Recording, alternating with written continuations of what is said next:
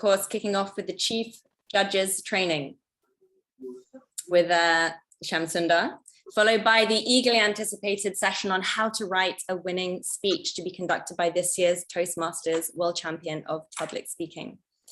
As with any training session in Toastmasters or any event, indeed, the session is supported by an amazing team of role players.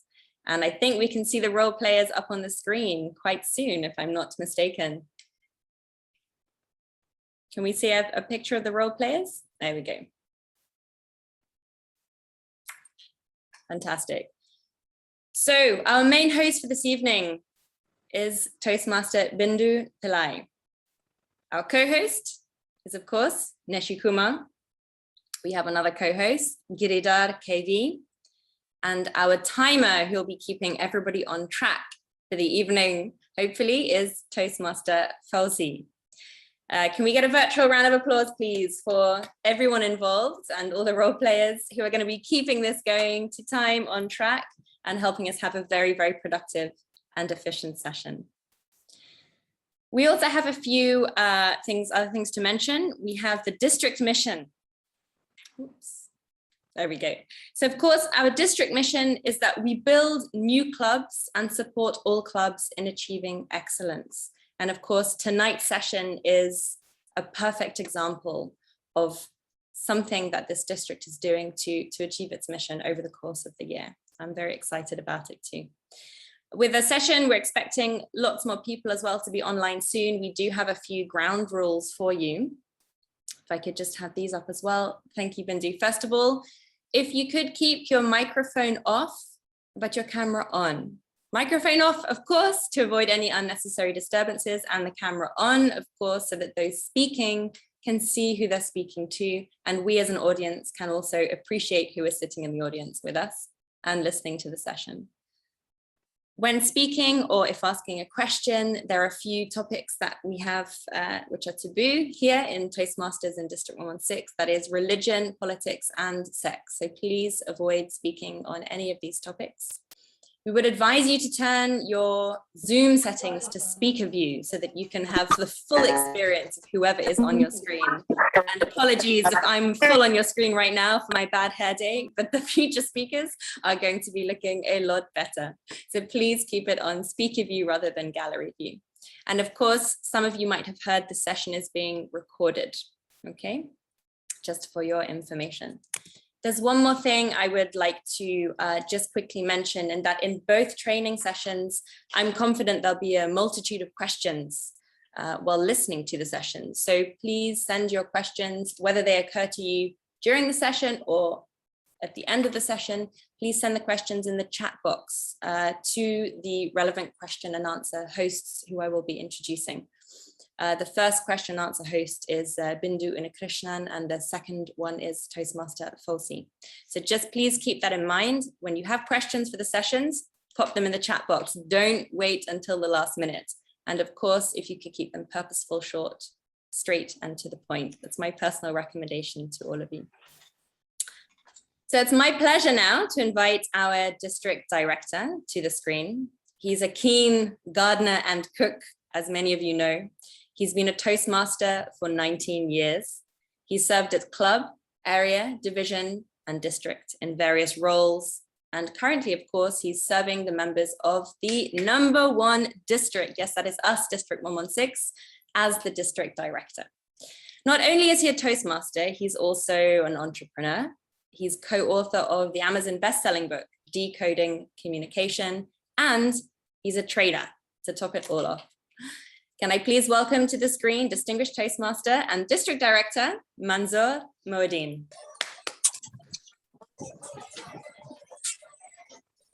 Thank you so much, Master of Ceremonies, Toastmaster Kirsty Walker, whom at one point I used to call Kirsty Walker because I've saved your name so. Now recently I've changed that to Kirsty Walker. Thank you so much for the introduction. I thoroughly enjoyed because I was watching people nodding and saying, wow.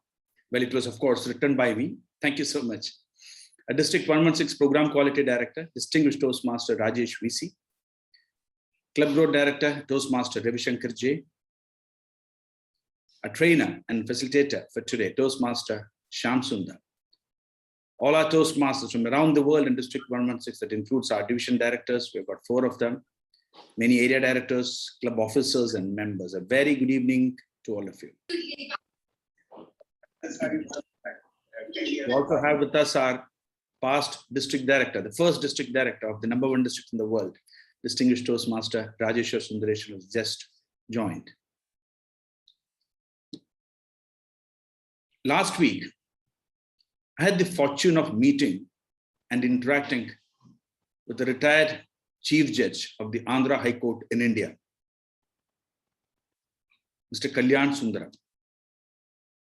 During my stay in an Ayurvedic hospital where I was there for a couple of weeks treatment, and in the evenings, we used to sit outside in the veranda while enjoying the rain.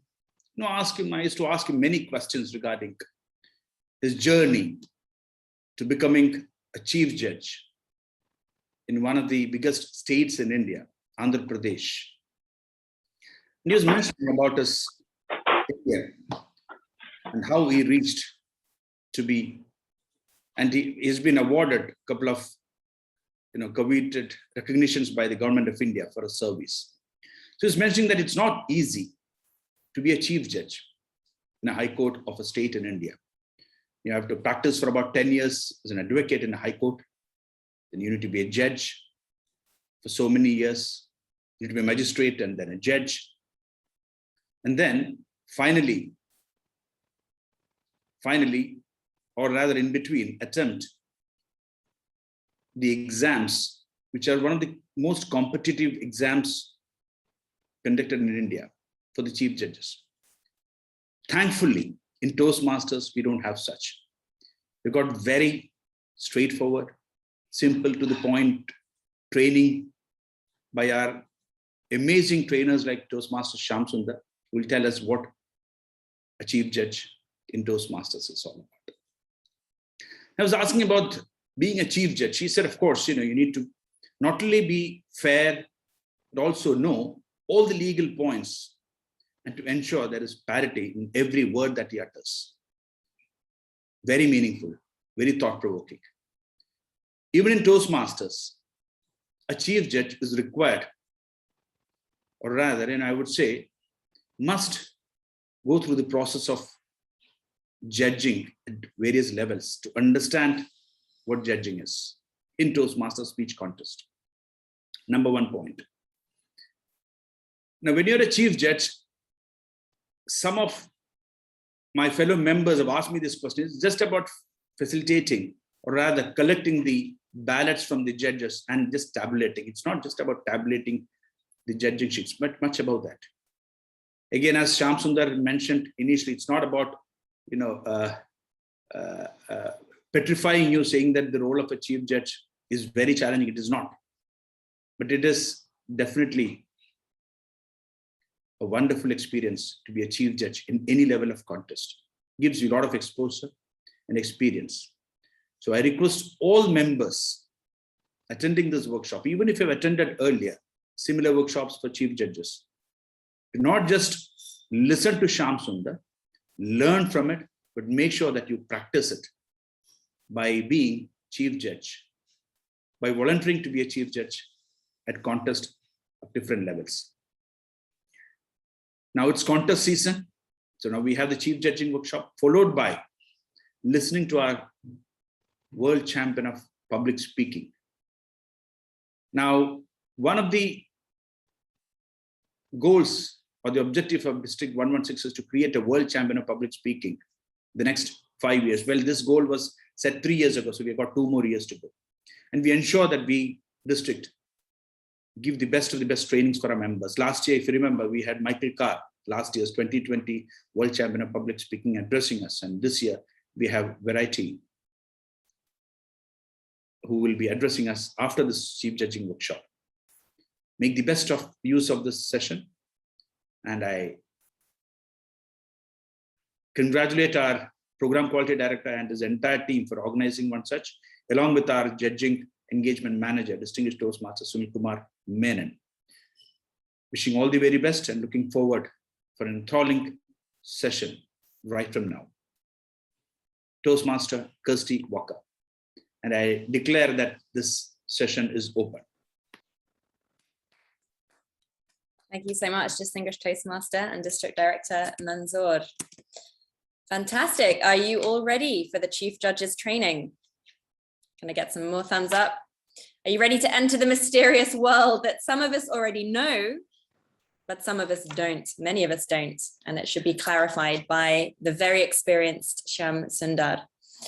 So our trainer for this session is the past division governor, DTAC 2020 chair, member of Philcom International Toastmasters Club. He's also a principal structural engineer by profession. He's tech savvy, we all know. He's an ethical hacker, which I didn't know, and he's a backpack traveler by passion. So please help me welcome to the screen our Chief Judge's training session trainer, Toastmaster Shyam Sundar. Thank you so much, Toastmaster Kirsty, for great introduction.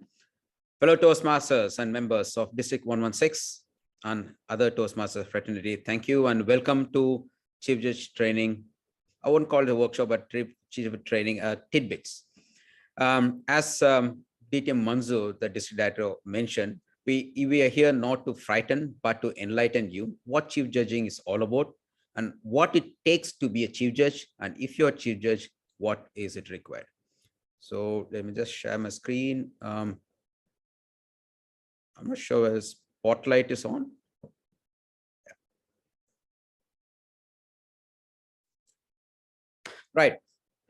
First and foremost, some myths I would like to demystify. First and foremost, Chief Judge is not that Chief Judge role which we predominantly have it in India. I'm sorry, excuse international audience, just for Indians is not that. Chief Judge here in Toastmasters just exactly like how it happens in elsewhere in US, for example.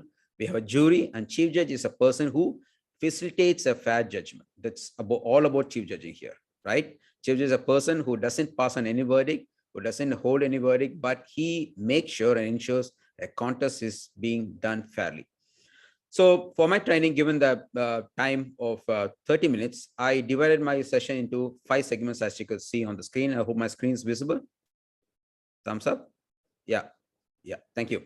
So first and foremost, let's see who can be a Chief Judge. If you're very enthusiastic, you want to be a Chief Judge, let's see whether you can be a Chief Judge. Very well, you should be.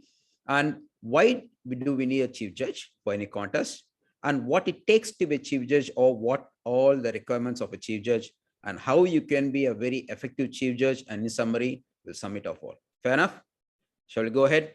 So I need a little of interaction, probably a thumbs up and whatever it is, because I can see only my screen. It looks like I'm talking to a stone. So yeah, appreciate everybody. Yeah, thank you. Even that will help. First, who is a Chief Judge? Yes, the man you see, I wish it could be one, but not really. But Chief Judge is just any ordinary Toastmasters, fortunately or unfortunately. And I divided who it can be into 6 segments. First 2 are as per the Toastmasters International Rule Book, and remaining 4 are of my own from my experience. Again, take it or leave it there. First, at club level, who can be Chief Judge at club level? It's very simple. The Chief Judge has to be a paid member, period. That's about it. Experience, non-experience, those things doesn't count at the club level. However, the caveat will add on, but as per the rule book, that's page 7 of clause D in your speech rule book, it says a paid member of the club and he or she should be present at the club contest. Fair enough? These are just 2 rules, simple. When it comes to area, division or district level, a member who would like to serve as a Chief Judge should be a member of Toastmasters International for at least 6 months. So minimum 6 months of membership is required, continued membership is required. Secondly, he or she should have completed level 1 and level 2 of any path in pathways, or if he is coming from old school, he or she should have completed the Computer and Communication Manual, project 6. And third one is common for both. He or she should be present at the contest. There's no virtual. I mean, virtually present or physically present, as the case may be, the contest. That's also in the same page 7 as clause D, right? I believe these 2 are clear. I would encourage members either to raise question, if you can raise hand, the contest host can identify if it's a pertaining question, or the questions can be sent on the chat to the host. We will collectively answer at the end, if that's okay with you. Now, remaining 4 are of my own. I have few recommendations. Sorry. My personal recommendation is a chief judge who would like to be a chief judge. Let he or she would have played a role of voting judges in all level of contests, any level of contest for that matter. Only then, because you are going to lead a panel of judges, right? So you need to go through the experience of being a judge yourself. So it's my strongest and humble opinion, and also strong recommendation, that he or she should have been experienced as a voting judge or tiebreaker judge for that matter before taking to chief judge. I think being a co-host, I'm getting the submit notification. My things, host, can you don't make me co-host, just an honorary member, but allow me to screen share it, please. Because as the people are coming in, my things popping out and my control is, I'm losing my control. Host, Tosma Bindu. Yeah. Remove my co-host. Will do.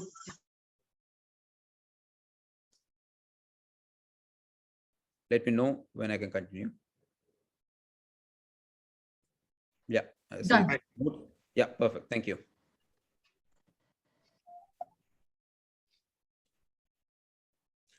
Next, be familiar with the contest, and nothing but contest, and everything that goes into contest. Chief judge should be so familiar about. There is no room for saying that's not my role or I didn't know about that. These two words doesn't go well with the chief judge. Chief judge has to own the responsibility of the whole contest as a whole. Even though contestant will be playing his or her part, chief judge should be in control of the contest as a whole. And he or she should know the responsibility of each and every role player, be it judge, voting judge, tiebreaker judge, timer, ballot counter, sergeant terms, and even for that matter, contest chair inclusive. So the chief judge should be well versed and familiar with the contest. And next, please, you need to dedicate time.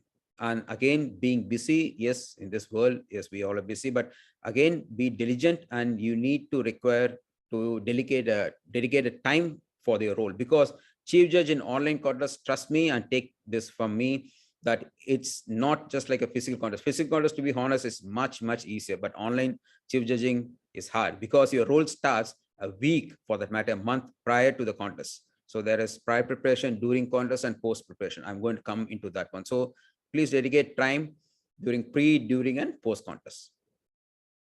That's from my experience. And last but not the least, chief judge, everybody is human. So we need to be sensible to whatever goes in the contest. It could be good, bad, ugly, nice, wonderful, fabulous, but all the whole, we need to be sensible in the decision we make, because that decision is going to break or make a contestant and his experience as well. Is that right? That sums up how who can be chief judge. With all this, yes, bravo. Let's go ahead with the next question. Why do we need a chief judge, right? That's a very blunt question, isn't it? Okay, the picture doesn't mean much, but it's just to give a flavor on the visual effect. That's about it. First, why? First and foremost, sorry, yeah. First and foremost, yes, it's a requirement. Toastmasters International Rulebook requires a chief judge, obviously. That goes without saying.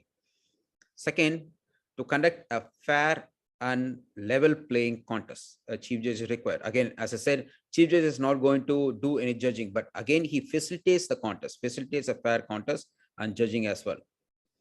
It's a member experience. It's an experience of the chief judge, of yourself who plays the chief judge, also the experience for the audience and the contestants as well. As a whole, a chief judge plays a very pivot role in making sure the contest experience is well for the member. Last but not the least, it's an opportunity for the leadership and growth in you. Not only you, you're also going to aspire people and inspire them also take up this role in future. So how you conduct yourself going to determine the future chief judges. So that's why we need a chief judge in a contest, and what it takes to be chief judge, and what all the things we require. I'm going to have this in 2 sessions. I'll have this boring part. I know it's a little boring, but we'll go to case study where we'll have an interactive decision. So hold on to it. First and foremost, duties of a chief judge is to do is to facilitate a fair judging and simply to facilitate for the judges to pick winner. No evaluation, no feedback, no things for improvement, all that, let it stay in the club meetings, not in the contest. Contest, just pick the winner. Be very objective, no subjectiveness, be objective and pick the winner. That's for the judges, and chief judge facilitate that. Responsibilities include in conducting the contest fairly. I keep reiterating this point because that says it all. Conducting a contest fairly is utmost important, and pick the winner. Second, responsible in adhering to the rule book. Your rule book is the holy grail. Stick to it, word to word, and no misinterpretation. And thirdly, responsible in handling of conflicts. Conflicts could be in any form, and given the online format, the conflicts can come from any corner for that matter, beyond our control. And lastly but not least, complete all the paperwork required in the contest. We'll discuss about the paperwork or the chief judge need to go through. Again, as I said, leadership. It is to grow yourself as a chief judge once you take the role and exhibit what it takes to be a chief judge and inspire the future leaders to take up this role and grow. As our district director rightly said, it's not limited to a certain number of people who have been playing that, and it's like, it's a gramophone, right? We don't want that one. Let's bring some digital media into it. So we need more new chief judges and more new people taking up the role. It's not limited to some. So duties include here, it will be little elaborate here. This is most important. If you are given the chief judge, let's say number A is being appointed as chief judge, let's say Neshi Kumar. Neshi Kumar, don't mind for that. I'm just taking a name just to give an example. Yeah. So Neshi Kumar is given a role of a chief judge, what he should do. First, as I said, in online format, the chief judging role starts much ahead of the contest. Pre-contest preparation. Very important because that lays the foundation stone for the contest success. Preparation includes qualify and select judges. Now, who will select judges? I'm not going to get into that one because that's very subjective, depends. Mostly, predominantly, conventionally, the judges have been selected by the club, the area or division. Why I would say that? Because the judge who signs up for the role also signs up for the club. So that's also for the contest manager's role to exhibit his role, how he can experience in collecting. It's also a human factor, right? You discuss with the judges and ask them to sign up for the role. Again, it can be judges also. Now, qualify. How do you qualify? And you need to validate. This is very important. The first point for that, our district has developed a beautiful tool, D116 Surya and Shekhar Thangavel really put on effort, and they have done a nice tool that is to validate the judges. It's very simple, and moreover, I encourage you to visit our district website. And this is our district website, by the way. I'm just marking the screenshot so you can see where to go and click on that. Validate the judges. You have the membership numbers of judge as well as contestants. You have in both the forms, and then you can validate the judges using the tool. I'm not going to get into detail because we don't have much of time, but this is where you have to end up. Validate and qualify the judges. So you'll have a list of judges. Next, prepare forms. There are quite some forms you need to be preparing much in advance and getting it filled also much in advance and distribute to the judges and the role players. All the forms, again, our district website is a one-stop shop for all these resources. Please go to a website. There you can see online contest resources. Here we can see all the ballot papers, the rule books, as well as the procedure and guidelines, which we have developed for our district particularly. So that's how it looks, procedure and guidelines for online contests. And we have also issued an addendum as well last year before the DTAC. Next, prior briefing. The briefing here, again, conventionally in in-person meetings, it starts at the contest, but for past 2 years, we have been seeing this one. It's not new to us, that the briefings start at least a week prior to the contest for the judges and all the role players. And chief judge, it's very important. Unlike earlier days, you also need to participate in the contestant briefing. Why? It's important because you will form a bridge between the contestant and judges here. So if the timing guidelines is something you have briefed to your timers who comes under your briefing, the same you may take the opportunity to brief the contest chair or the contestant directly during the briefing. I would suggest, my personal opinion, leave it to the contest chair, but make sure you let the contest chair know what you have briefed the timer. Is it understandable? So, okay. So that means you're forming a bridge between these two. So it's important, preparation. And during a contest, very simple role. Again, the briefing is you need to refresh all that what you briefed. and monitor. Just be very, very vigilant. Please don't leave the meeting room virtually or in person while the contest is in progress, and be vigilant how the contest is happening and keep a tab on all the judges. I don't know how you'll do it, but if possible, please. And post contest, again, in person, collect all the ballots from the voting judges, because here you are going to collect all the ballots yourself, not the ballot counters, unlike in physical contest. If it's a physical contest, we might return to the hybrid of physical contest. The ballot counters will collect the ballots for you, except the tiebreaker judge ballot, which either the format of the contest, the chief judge will be collecting from the tiebreaker judge, and timer sheet as well. And tally the results. Again, how to tally the result, I'm not going to get into the details. You know that, and probably you can have a different, more in-depth session with your areas. So do the tally the results online, virtually, or offline if it's a hybrid meeting, and submit the result notification form to the contest chair, sign and submit. And lastly, also fill the notification of contest winners. I wish I can show you an example in the winners notification. As a chief judge, I have seen, probably you are in a hurry, so we don't fill it fully. We just fill only the name, maybe not even the club name number if it's an area division. Just the name alone we'll just fill and we'll give it to the next level. So I would really insist that we fill all the names and all the club numbers, including email and the phone number. This is important. This I practice. I would urge everyone practices this as well. For that matter, you need to collect all these details prior to the contest. You keep it ready.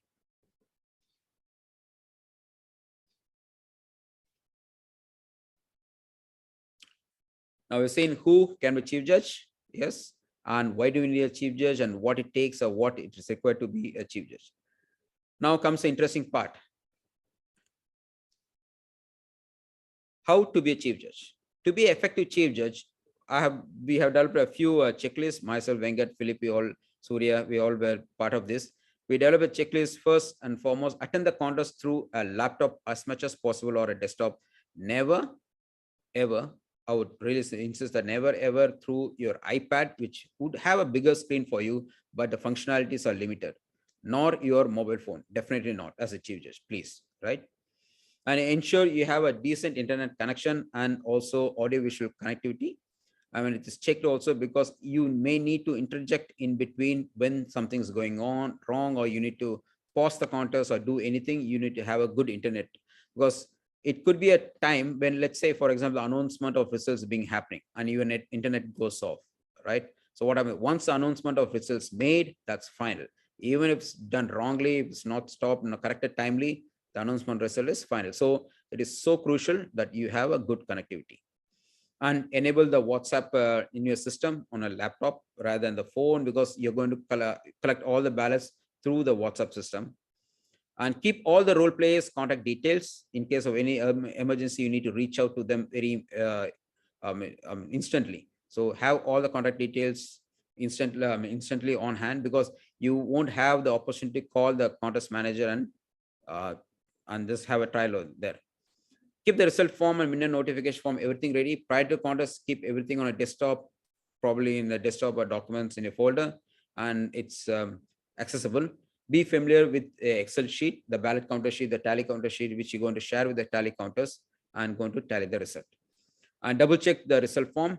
Absolutely very crucial. That so happened in our district as well before, because the order of the result notification order is different, as you may know. First is a third, second and first. It's not the way around. So it should be checked correctly and passed on to the contester. Check once or twice.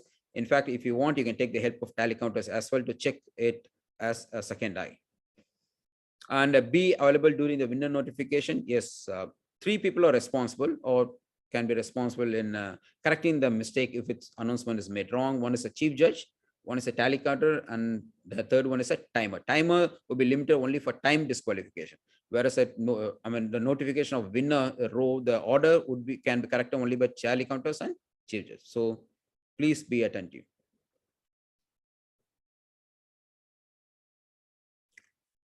Now, people think that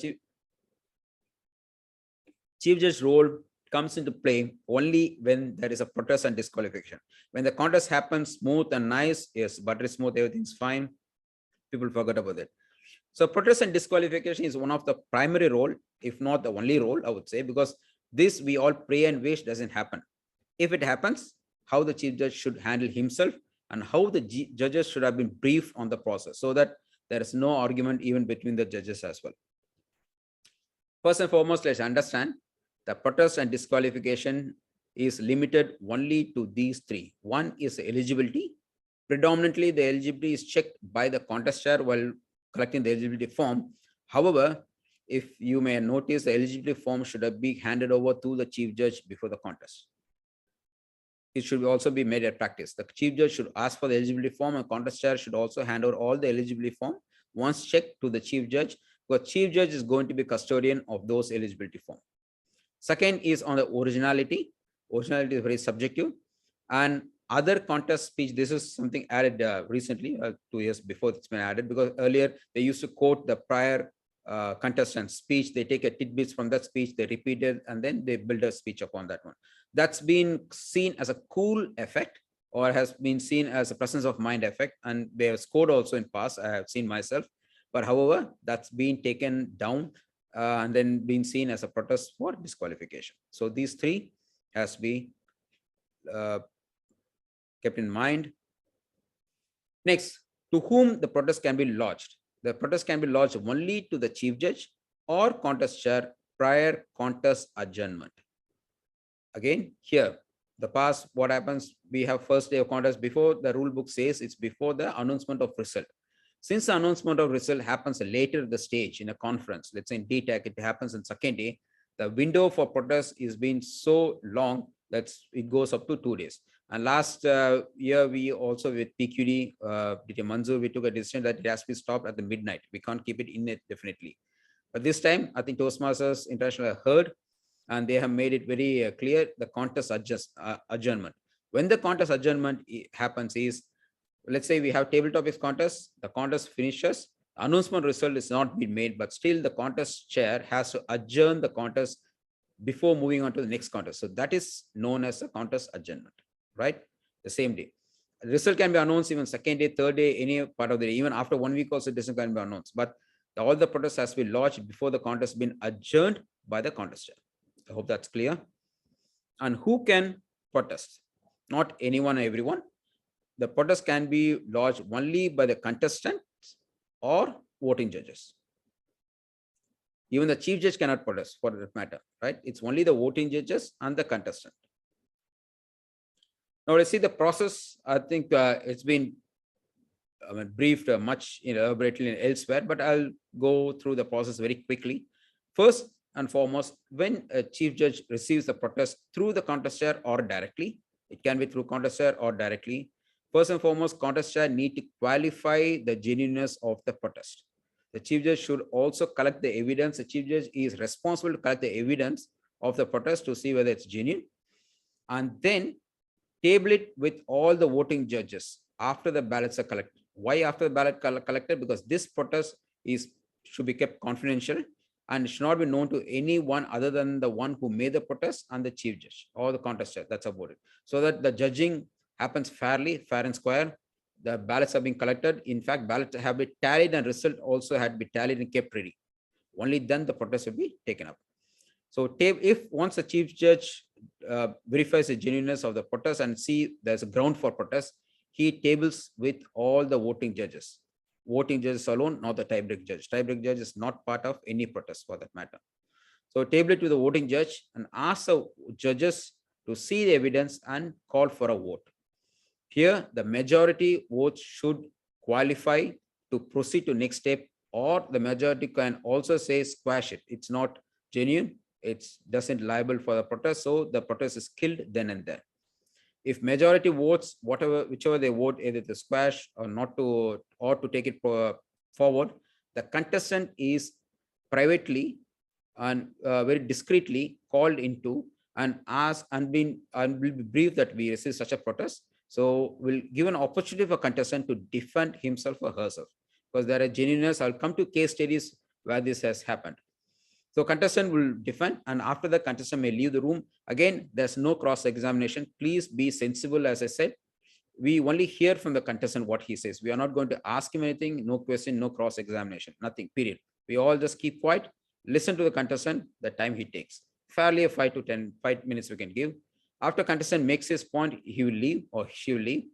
And then again, there'll be one more voting. Now the voting is to disqualify the contestant or to qualify. So again, the majority mean, let's say we have 4 judges, for that matter, 6 judges, right? It's division of 3. At least the 4 judges should vote for or against, whatever it is. The majority is majority. No equal and no tie breaking here. Chief judge doesn't take part in tie breaking or take part in disqualifying anything. He only facilitates everything. Let's be very clear about that. And after the majority votes, the outcome is communicated to the contestant discreetly and privately. If the outcome is not to disqualify, to qualify, nothing happens, the matter is closed, and the contest result will be announced as usual, as it has been tallied, right? If there's a disqualification, then it will be dropped. If he is in one of the 3 ranking, the next ranking person will take his place or her place.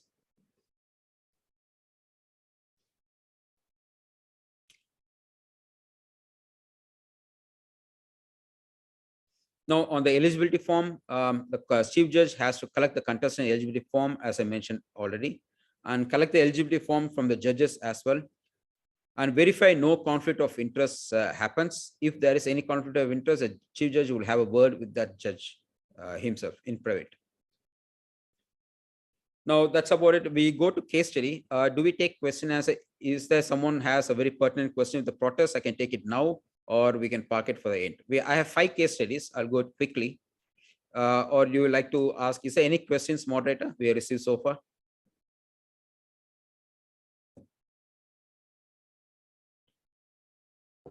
Moderator, have you received any questions so far? Yes, we have received few questions which we will ask at the end of the session. Okay, fine. It's not regarding the protest. It's on the protest. I can take the question now because it's hot, right? So it's not for the protest. It is not for protest. Okay, fine. Then for protest questions, yes, it can come later. Now, Sure. case study number 1. Okay, this is something interesting which happened in person at DTAC in Abu Dhabi to be. And here I need answers. So since we are all the experienced judges here, a contest starts without a chief judge in the hall. What would you do as a chief judge?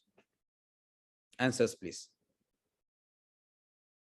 Or can a contest start without a chief judge? If it happens, what would be the case? What will you do? Stop the share.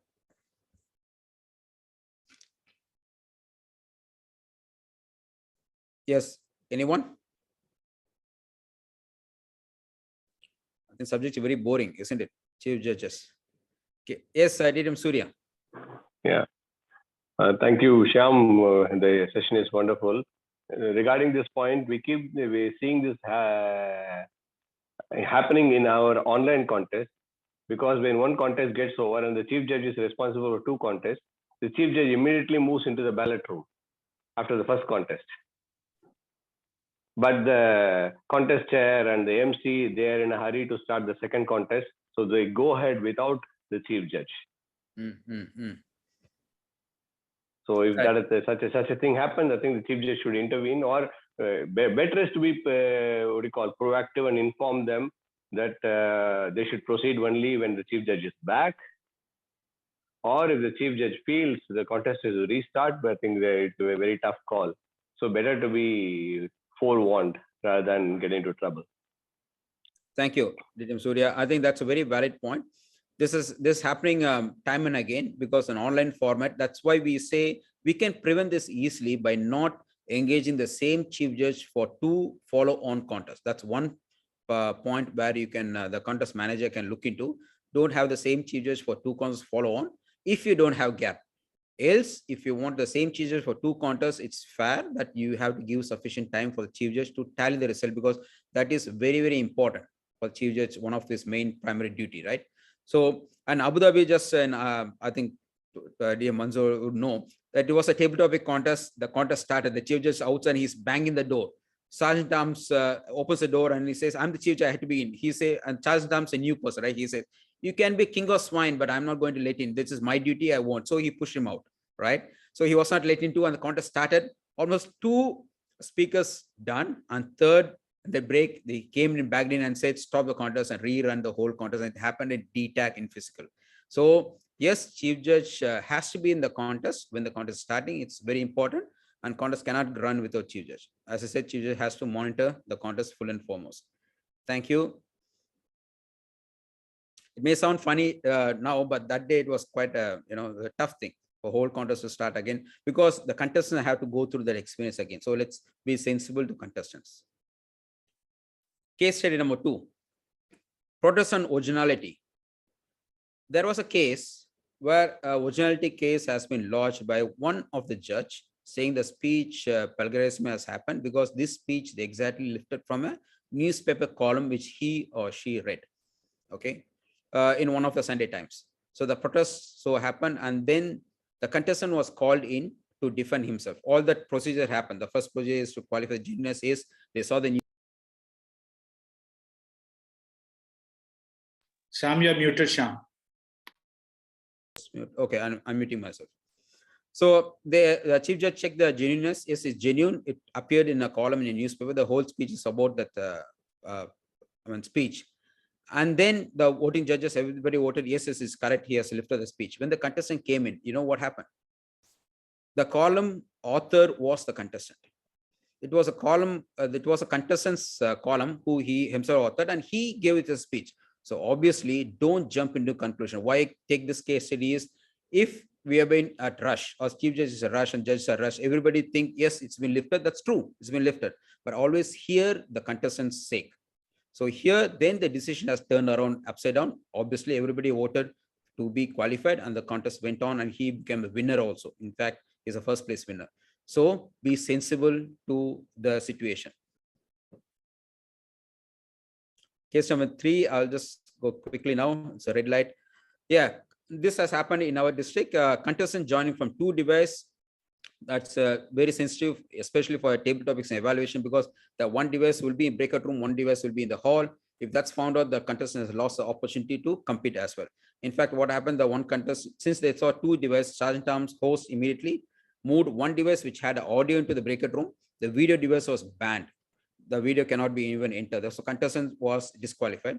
This would happen. This can be prevented if the contest chair had briefed the contest chair, and the contest chair briefed the contestants not to join with 2 devices. It's always one device. Yeah. So, and don't start the contest again. The contest also starts in rush, and you can't do anything about that one. So that's one of the preventive measures. And case number 4 is pronunciation of a table topic contest. Again, this happened at the end of the contest. It came to know the pronunciation was not right. So the contest had to be rerun. So probably Chief Judge could be could also take timely decisions. Again, here I would say Chief Judge is empowered, have the full-fledged responsibility as well as freedom to take the decision on his or her own. If you feel the contest is not happening fairly, again, fairness doesn't mean that only eligibility originality sake. Fairness also happens that it's a level playing field for all the contestants to have the equal opportunity. If you feel any point of time this is not happening, you have the rights to interject, stop, and restart the contest if it may so required. Last one, as I said, is one of the preventive measures is to discuss with the contest chair. Very important. Contest chair and Chief Judge, you have to be hand in glove case. Both cannot give different briefing for different people. That means one contestants would have a different briefing and judges would have different briefing and role players. So this is one of the most best preventive measures. I think with the time, I wind it up. So we have seen who can be, why we need one, and what it takes to be Chief Judge, what he or she has to do, how to be a good and effective Chief Judge. And that's our in the summary. I would say, okay, I have one summary quickly. I'll just go through that. Oops. Have the rule book handy. That's important. Oops. And have elaborate briefing. Elaborate briefing, I mean, prior to the contest and during the contest. Brief the judges and role plays, and also the contest chair. As I said, be vigilant all times and enjoy the contest and experience the outcome. So thank you so much for the opportunity. Now I'm happy to take the questions.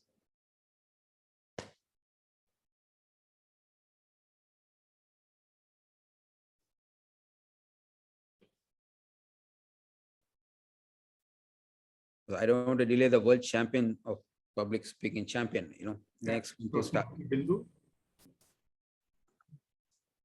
Thank you.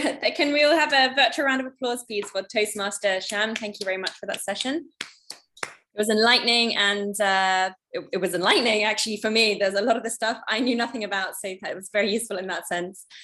We have about 10 minutes for the question and answer session. It will be hosted by Toastmaster Bindu Unnikrishnan. Just a correction, she will be the question and answer session host for both sessions today, okay? She's an MBA graduate from the Netherlands. She studied human resource management in IIM Calcutta and is currently working in a multinational company as an HR director. She decided to be a Toastmaster during the pandemic and has enjoyed every aspect of it since.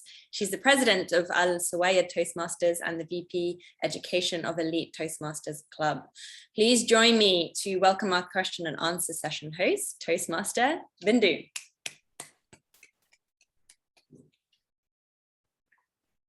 Thank you, Master of Ceremony, for a wonderful introduction. I acknowledge the presence of all eminent leaders, distinguished guests, and fellow Toastmasters. A warm good evening to one and all present over here. Thank you so much, trainer Shyam Sundar, for your brilliant, crisp, and insightful training session. Not only the session was informative, but the training was really interesting, especially with the real contest experience, provided us an enthralling experience. Definitely, all of us would be benefited from it. As this is a timed session, so dear Toastmaster Shyam Sundar, shall we proceed directly with the question answer session? You cannot hear me? Thank you, unmuting. Yeah, no, I got unmuted. Yeah. Yes, Toastmaster Bindu, please, let's go ahead. Okay, thank you very much. The first question for tonight is from DTM Suryanarayan. He says that in terms of who the chief judge should ensure that he or she has no conflict of interest of any kind with any contest. Sometimes it may be known. Sometimes the chief judge need to act with integrity. Yeah, that's a brilliant question coming from brilliant Toastmasters. So this is quite subjective. For the matter, the rule book does not talk about this one. But however, as a chief judge, it's in my interest to have, again, as I say, the level playing fairness of the contest. I would ask the judges if he has any conflict of interest with any one of the contestants, he may choose to step down. Or I would also, in my power, I would not take that judge into the judging panel if I get to know. If I get to know timely that this judge might have a conflict of interest, I will not choose that judge for the fairness of the contestant. It's nothing personal. I don't have anything with the judge. But again, I own the responsibility as a chief judge. When I say I mean me being the chief judge. I own the responsibility for a contest to be fair and square. So yes, I would not take the judge into the judging panel. If required, I will also let the judge know why I'm not taking him. But then that's my prerogative as a chief judge. DTM Surya, did I answer that question? Oh, thank you. Again, these are unwritten rules, by the way. Let me underline that. Thank you, Toastmaster Shyam, for that. Let's move on to the next question. It is from Toastmaster Gilda, who says that how we can secure internet connectivity. Can we have our phone in this time? Can we use our phone as hotspot? Could you please explain? Yeah, thank you. It's a technical question. Nice one. In fact, to be honest, I lost my internet connectivity. I don't know how many people have noted that. That's before my speech. Then I had to take not my hotspot. I have my Wi-Fi device as well. So I connected to that one. So that's a fallback mechanism. But again, it also depends on what role you're playing. If you're a contestant, yes, I would strongly recommend let's have a wire connection, wired LAN connection, because that is more stable. The Wi-Fi is always, can give in. So for that, obviously not all the laptops have the LAN connection. You can have a dongle and have the wired connection. I think that's what Toastmaster Nisha also did that when she was doing her regional quarterfinals. Toastmaster Nisha, you can watch for that, right? The LAN connection, the wire. Yes. it's better to have that one, or the mobile hotspot. I would not recommend, because mobile hotspot again depends on your iOS or Android. So mobile hotspot, no, I don't recommend the mobile hotspot, but have the hotspot that Wi-Fi device you have, a separate device, 4G or 5G. That's something that you can have. Yep. Next interesting question is from Toastmaster Nehar. He says that if a contestant show up late for his order in contest, is he disqualified? I think we need to refine that question. When the contest chair takes onto stage to announce the result, announce the speaking order, it doesn't mean the speaking order. As long as the contest chair comes onto stage, that means the contest has started. He doesn't say that let's begin the contest. No, not for that word. The moment he or she takes on the stage, the contestant is supposed to be in the room. And in case if the contestant doesn't show up when his name is called, he's automatically disqualified. Yes, he will lose. I won't say disqualify. I'm sorry about that one. I'll excuse the word. That's not the right word. The right word is he or she will lose the opportunity to take part in the contest. That's the right word. But that's really unfortunate. Having prepared so much, putting up so much effort, I would really encourage the contestant to not to lose the opportunity with this reason. That will be very, very sad for everyone. Yeah. I can understand. Now, the next question is raised by DTM Sunil Kumar Menon. He says that in a table topic contest, when there is a case of mispronunciation, what is the timely action a chief judge can take after the topic has been read to the first contestant? Over to you. Yeah, brilliant. Nice question. Yes. The chief judge should be, as I said, very much vigilant. If he or she feels the topic is not being pronounced rightly, again, the question comes, how would the chief judge know the topic? Because the topic has been selected by the contest chair, right? If he or feel, again, is subjective, chief judge can check the topic with the contest chair. Again, I'm not the right person or authority to say that, because it's not written in the rule book again, because the contest topic is, again, the prerogative of the contest chair to keep it secret. In case a chief judge feels a topic is being read or mispronounced, or he or she is not able to get it right, the chief judge has the rights and responsibility as well to pause, stop, and repeat the contest with a new topic. So in this matter, the chief judge should also ask the contestant to come prepared with at least 2 or 3 topics. Again, not to have the practice of giving 3 choice on to contestant. It will be only one topic the chief judge will, contest chair will choose to read, but the contestant should have 2 or 3 topics prepared. In case such eventuality, unfortunate sequence happens, the chief judge will stop the contest and repeat it. And it will be much better if it's done with the first contestant, so that no one is being victimized. Yes, if I'm not answering the question, or if you're not satisfied with the answer, I'll be happy to repeat it, or I can take a follow-on question also from the one who asked the question, if you're not satisfied or you want more details. That definitely the person who has raised the question, they have to answer it. So it would be better that they can send the details across to you through email and correspond further on to that. So yeah, we'll go with the next time question. we can do that one. Yes, I agree with you. Toastmaster Bindu, yes, please. Yeah. Toastmaster Shamsundar, the next question is raised by Noor Muhammad. He says that transparency question, should the judge submit the whole ballot sheet and not just the winners? This can be submitted to chief judge only and can be retained until the winners are announced. This can be helpful in evaluating the extreme bias rather than blindly trusting that judge are operating with integrity. So this is a recommendation as well as the question. So yeah, I would take both. Yeah, I will answer that. As a chief judge, I should not or need not know how you have ranked as a judge, right? As a judge, we trust your integrity, we respect your fairness, and you need to send us only the bottom sheet of the paper. To the chief judge, you send only the bottom sheet. Pick your winners, I said. You're not going to evaluate, right? You don't need to see the scoring, because your scoring could be different from other judges' scoring. Obviously, you'll have your own benchmarks, but whatever it is, do everything to yourself. And there is no bias. We trust your judgment, and that's how the chief judge trusts his or her panel. Because again, the chief judge will own the responsibility, because he or she has a responsibility of selecting the judges. Selecting means choosing them. and keeping them in the panel. So yes, as a judge, as chief judge, I will strongly discourage, or I would say please don't send the full ballot sheet. Send only the bottom part of the ballot sheet, sign it and break the tie and send it, period.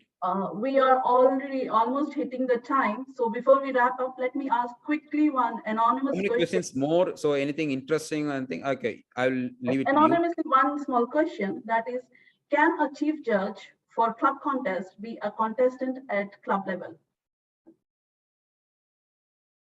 Can a chief judge at a club contest? Yes. For a club contest, be a contestant at club level. Yeah, at club level, it's perfectly fine. No issues. Because the rule book says beyond club level, you can't take part in that category of the contest. If it's table topics, you can't be contestants as well as voting judge, tiebreak judge, contest role player, or the chief judge for that matter. No, beyond club, only this would apply. In club level, yes, you can. But not in the same club contest, by the way. The same table topic contest and club contest, you can't be chief judge and taking part in the contest also. That will be heights of conflict. Yes. I think we are already on the red zone, so I'll just wind up this session. Thank you very much for your answers. Thank you everyone for participating in this question answer session. We know that there are few questions that are unanswered, so please send your questions directly to Toastmaster Shyam's email ID or WhatsApp. Thank you so much, Toastmaster Shyam Sundar, for your explicit and thoughtful answer. So thank you. As a result of this training session, I'm also sure, as our district director is sure, that many members will step in as chief judge for the upcoming contest. Thank you for now, and over to Master of Ceremony. The screen is all yours. Thank you. Thank you so much, Bindu, for facilitating what was a very productive question and answer session. Now, I don't think I need to get you all excited for the trainer of the next session, because I think we all feel the same way. I anticipate what's coming next, but I would like to talk about her a little bit so we can get to know her a little more before we hear what she has to say in the session. Verity is the first speaker from Africa to ever be crowned the world champion of public speaking, and the 6th woman in history. So way to go, Verity. She has a talent for not only thinking out of the box, but also acting out of the box, as those of you who saw her speech, which I'm sure we all have, would also know this as well. This has enabled her to speak globally about innovation and also about thinking differently, including 2 TEDx talks, and this has helped drive her international success. She has a degree in psychology and anthropology and is an accredited De Bono 6 Thinking Hats facilitator and an advocate for positive psychology. Her winning speech in the 2021 contest, entitled A Great Read, captured the minds of the judges and of the audience. It was written to inspire the audience to make positive changes and improve their lives by, how she called it, writing a different story. And writing a different story is exactly what she helps people do through crafting speeches and delivering highly successful workshops for clients and businesses alike. I loved her speech in this year's contest. It strongly resonated with me, and I've no doubt it did the same for a huge number of you here today. So please join me in welcoming to the screen she who is here to help us write some winning speeches, this year World Champion of Public Speaking, Verity Price. Thank you so much. What a warm welcome, and so lovely to be with you, District 116. I'm thrilled to be here, and I must say, sitting in on a bit of that last workshop, I relived all the nerves of the contest and all the possible things that could go wrong, and what if we get disqualified, and what if we lose internet. So I'm so glad that there's these amazing workshops happening to just prepare everyone, especially when we are competing virtually. So it really is my privilege and my pleasure to be with you today and to share with you the journey that I have just been on that has been life-changing, and to hopefully show you how you can write a winning story, not only in your Toastmasters journey, but also in your own life. So what I'm going to say to you is pick up your pen, take notes of the things that I say that maybe resonate for you, that you think you can apply to your own Toastmasters career. And I hope that at the end of our time together, you will have some tips and tricks to write your own winning story. So talking about winning, can I just see, and I'm very happy to use the chat. I like this to be an interactive process. So if you could maybe tell me, do you like winning? Who here likes winning? You can just give me a yes if you're quite keen on the idea of winning. You can give me thumbs up, you know, and this can be winning a raffle, a car, the lottery, the Toastmasters International Speech Contest. Oh, yes, very much. Yes, yes, yes, yes. Okay, good. So we all like winning, which is probably why we're at a session like this today, because this is all about how do we make the most of contests. So there's a story of a man who loved winning. But the thing he wanted to win most was the lottery. And so every Saturday night when the lottery numbers were being drawn, he would sit in front of his TV and he would watch those numbers come up and he wouldn't win. So the next Saturday he would tune in and he would watch the numbers being drawn and he wouldn't win. This went on for months. And eventually one night, in utter frustration, he looked up at the sky and he said, why? Why do I never win? And a voice came down from above and said, you might want to buy a ticket. So ladies and gentlemen, in March this year, I bought my ticket. I entered the Toastmasters International Speech Contest and I went on a roller coaster journey that resulted in me winning the proverbial Toastmasters lottery. When I heard those words on the 28th of August, and the winner is, and my name were the next two words that came out of the contest chair's mouth, I was blown away. But it's not a journey that was guaranteed, and it's not a journey I ever anticipated I would go on. Because the first time I ever entered the speech contest was way back in 2012 when I was a new Toastmaster. And I didn't really understand much about the organization. And someone in the club said, we're having a contest. So I said, oh, I'll enter. And the attitude I had was, I'm pretty good at Toastmasters. I'm good at speaking. This will be easy for me. My sister was also a member of my club, and she decided to enter as well. But her attitude was, this is new to me. I've never done this before. I'm going to use this to grow and learn. And so we went into the contest with very different mindsets and very different attitudes. I wrote my speech the day before. I practiced it 3 times and I arrived at the contest ready to win. Kay wrote her speech a month before. She rewrote it. She revised it. She rehearsed it. In fact, I'd watch her walking around the lounge practicing it and I felt sorry for her. I was like, shame, she's such a nerd. And with that attitude, we walked into our contest. And the last thing I ever expected to hear was in second place, Verity Price. My sister beat me. She'd only done 6 speeches in her Toastmasters journey. She was terrified of speaking and she beat me. And I was mortified. I was even more mortified when I discovered that we hadn't been doing a club contest. We'd entered something called the International Speech Contest. I didn't even know there was such a thing as a world champion of public speaking, and I had messed up my chances. I'm embarrassed to tell you, I sat at the back of the area contest, convinced the judges would see that she didn't know what she was doing. And I had to smack a smile on my face when they said, and the winner is Kay Price Lindsay. Everyone was saying to me, your sister's so good. And I was like, yeah, she's great. And then I sat at the division contest thinking she'll lose this one. I don't want her to win. She'll lose. Let someone else go through. And I heard once again, and the winner is Kay Price Lindsay.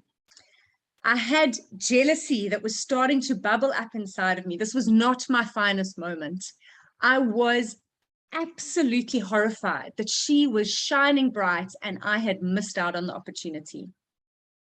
And let me tell you, when people say, you know, that you're green with envy, it's actually because it makes you ill. I started getting depressed. I was feeling sorry for myself. And one day, out of the blue, Kay phoned me up. She said, V, I'm worried about you. You haven't seemed yourself lately. Why don't you come over for a cup of tea and we can chat? I was so ashamed. And I knew that I actually had to tell her what had been going on. So I got in my car And I drove to her. I was trembling with the honesty that I needed to share with her. And I sat in her garden holding my cup of tea. And I said, Kay, I've been so angry that you won. I've been hoping that you would lose. And you know what she said? Thanks for sharing, Bea.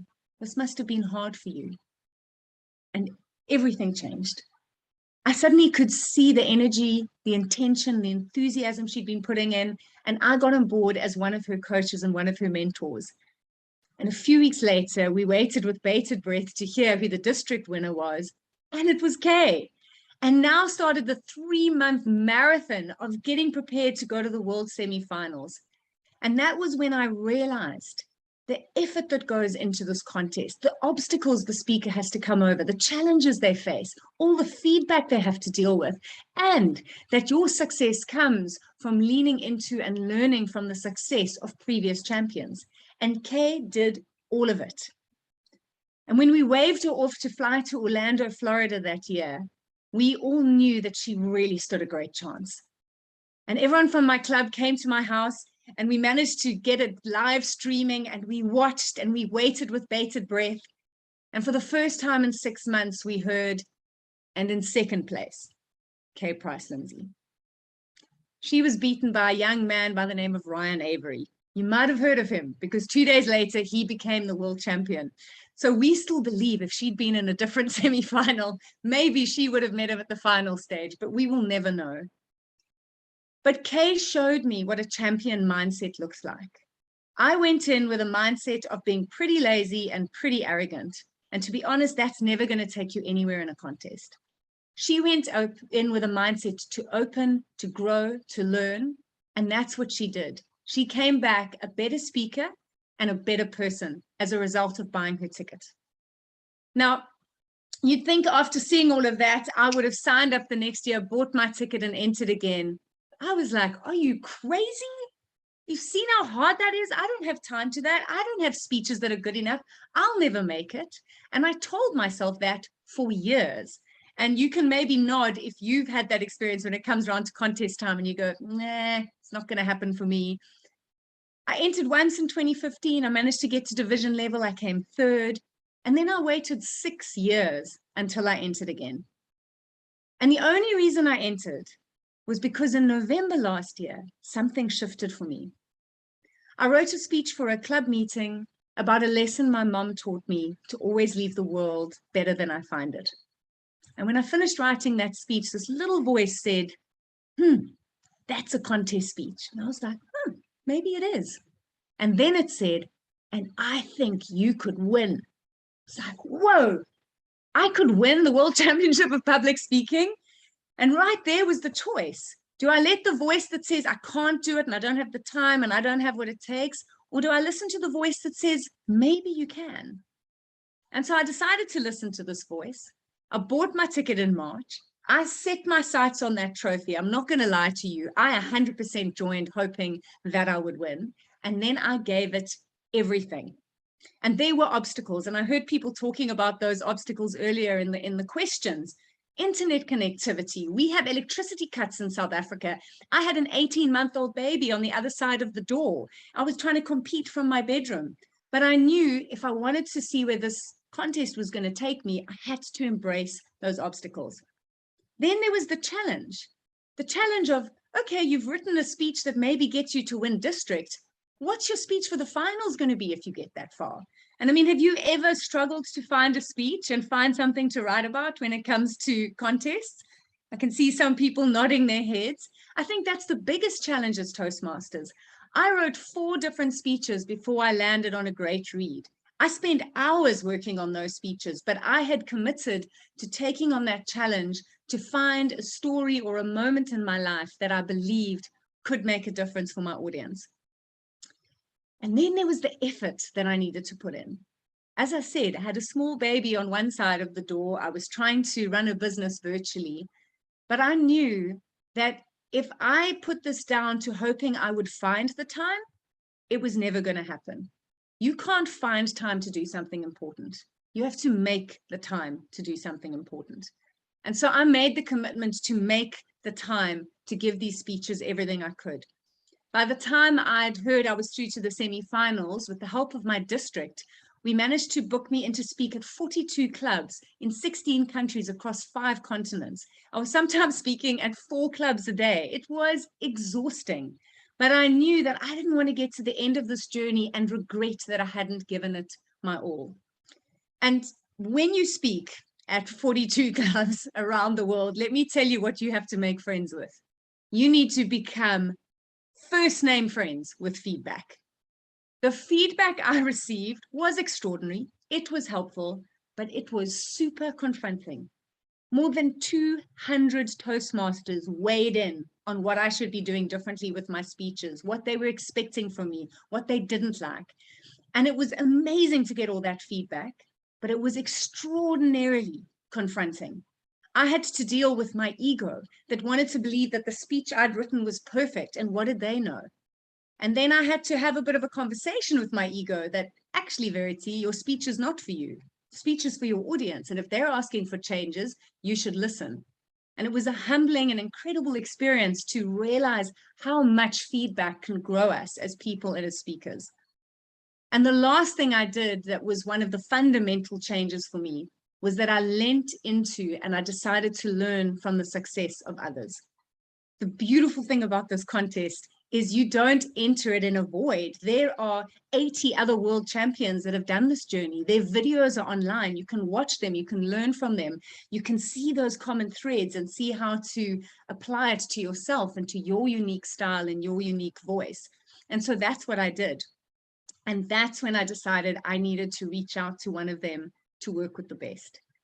I reached out to my favorite world champ of all time, the 2005 champion, Lance Miller, and he said yes to being my coach. And he walked this journey with me. The last 3 months were incredible. He held me to a high standard. He pushed my speeches into uncomfortable places that made me question what I was doing so that I could stretch myself. But he also held my insecurities. He let me talk about what was scaring me and what I was struggling with. And he shared his journey so that I could know I wasn't the first person to ever do this. And through embracing what I call a champion mindset and going on this journey full-heartedly and with complete and utter commitment, I was lucky, I would say, and extraordinarily grateful to hear that I had won, that actually I'd managed to bring this incredible trophy back to Africa for the first time. But unlike the lottery, this is not just luck. If you've entered a contest, you'll know just how much hard work goes into it. It's deliberate determination. And so when you bring that mindset from the club level all the way through, it makes a huge difference. I just want to share with you something. I've been chatting to previous winners and previous finalists to see, are there any links? Did people have a similar experience to the one I did all the way to the finals? And there's a lot of similarities. So here's a really interesting thing. The majority of finalists start writing their speech 3 months before the contest. They don't wait a week before. They start writing it 3 months. Some of them start the minute the world champion is announced, they start preparing. So have you started writing your speech is my first question. Over 60% of them work with a coach or a mentor, and more than 35% of them pay for that mentorship. I paid for the mentorship. I knew that I needed to work with the best, so I invested in my dream and I decided to pay for it. 66% of finalists speak at more than 40 clubs in their lead up to getting to the finals, and they deliver their speech more than 200 times and write over 30 versions. So be ready to write and rewrite your speech, because what I've learned is great speeches aren't written, they are rewritten, and the magic is in the editing. They all asked for feedback, they all applied that feedback, and in the last 2 months, they spent an average of 1 to 2 hours a day working on their speeches. I was at about 4 hours a day. It took up all my time. And in fact, let me tell you a little something about inspiration. Inspiration is incredibly inconsiderate. Well, maybe yours isn't, but mine loves to wake me up at 3 in the morning with the perfect new sentence to add to my speech, and it won't let me go back to sleep until I've woken up, opened my laptop, and stopped typing. So most of my speeches happened in the middle of the night, and I just had to make peace with that. This journey is a life-changing journey, regardless of whether you win a trophy or not. And as I said, unlike the lottery, it's not a game of luck, it's a game of hard work. And if you buy your ticket by entering the contest in the next few months, only one of us, we don't know who, but one Toastmaster out there right now is guaranteed to become the world champion. Everyone else is guaranteed to grow. And that is the gift that this contest gives us. When we buy the ticket, when we step up and say, I want to use a contest to improve my speaking skills and become a better speaker, that is the gift it gives us. It gives us the gift of growth. You can buy a trophy anywhere, to be honest. I mean, it's lovely to get it, but the win is in working on a speech that excites you and sharing it in your unique way and getting the growth that comes with that. So that is the gift. And do you want to buy your ticket? Who here is going to buy their ticket for the international speech contest? I see a yes, someone saying me. Well, have I scared you off? Does it sound like too much work? I think you all know it's a lot of hard work. There is no shortcut in a contest. And me, I love that, Carla. You have to think of this contest as the Olympics of speaking. And if you can approach your speech the way an athlete approaches their sport, you will get the most out of this journey. And I don't have the resources to buy the ticket. We all have the resources to buy the ticket. We just have to put our name in the hat. And if we can get an internet connection, we can. Okay. So talking about gifts and the gift we get of growth that comes through this, I'm assuming all of you enjoy receiving gifts. We know you all like winning. Do you like getting stuff? Do you like it if people give you gifts? I see people saying yes. I see people nodding. Yes, yes, yes. Goodie. I'm actually just going to pop something in the chat now. One of my gifts to you today is if you sign up to my newsletter, you will get a little free booklet on how to write a winning speech. So at any point during the session, sign up, and there's actually a bonus gift in there that you'll find out a little bit more about later. I love gifts. I'm a big gift giver. It's one of my love languages. And growing up as a little girl, my favorite day of the year was Christmas, because that is gifts galore. And my favorite thing was to come downstairs on Christmas morning and just gasp as I looked at the piles of presents packed under the tree. I couldn't wait to unwrap them. As I grew up, that love of unwrapping gifts and giving gifts didn't change, and it's always been a big thing in our family. But a few years ago, we decided to do things a little differently. And I came down on Christmas morning, and there was not one present under the tree. And I felt disappointed. It felt wrong. I was like, But there was another part of me that was feeling a bit excited because we were doing things differently. And over the next hour or so, family and friends started arriving to celebrate together. And each person was carrying a solitary gift that was sensationally wrapped. They looked incredible. And they all got put down under the tree, and everyone was looking at them with anticipation and curiosity. Because what we decided to do was, rather than waste money at the busy shops buying gifts that people probably didn't need, we were each going to wrap one present that contained a white elephant. Now, I just need to check. Do you know what a white elephant is? Does everyone know what a white elephant is? Have you heard of this before? It's not an animal, although I would love to see. I see some people putting their hands up. For those of you who don't know, a white elephant is something you own, but you never use. It sits at the back of a cupboard or on top of a shelf. It's gathering dust. You don't even know why you have it anymore. And so for fun, we decided each person would wrap a white elephant amazingly so that everyone else wanted it. And then we would just have fun unwrapping it. Well, it was hysterical. People pulled at the bows. They got sticky tape stuck on their fingers. They ripped away the wrapping paper only to get an oversized coffee cup or a never before used cookbook. Or the funniest of the all was a huge rusted hamster cage. We had the time of our lives. And the thing that stood out for me was, even though we were giving away things we didn't want anymore, the more fun someone had unwrapping it, the more they seemed to treasure what they found inside. My brother-in-law's bachelor friend got the cookbook and he was like, this is great, I can impress my dates. I got the oversized coffee cup and I looked at it and was like, well, I can put a pot plant in here. And my cousin, when she opened the hamster cage, she looked at this rusted hamster cage and then she looked at us and went, you won't believe this. Amy just said she wants a hamster. Well, we were finished. So now you're probably going, come on, Verity, we've come here to learn about writing speeches. Why are you telling us about your crazy Christmases? I will tell you why. In the 10 years that I have been a Toastmaster, and in the 7 months it took me to win the World Championship of Public Speaking, I've had one very big realization. And that is, a great speech is a gift that you give to your audience. I want you to think about that. A great speech is a gift that you give to your audience. And the ultimate gift inside is the message that they take home and they start using. But the wrapping is the story and the speechcraft that you deliver it to them. Now, you always have a choice in how you wrap a great gift. And what's beautiful is you might have experiences in your life, moments or memories that feel like a white elephant, something that happened long ago, you've forgotten about it, it doesn't feel that important. But when you're looking for content for a contest, you might suddenly remember that funny thing that happened in a supermarket, like running into a friend who was doing well when you weren't doing well. You might remember that from my speech.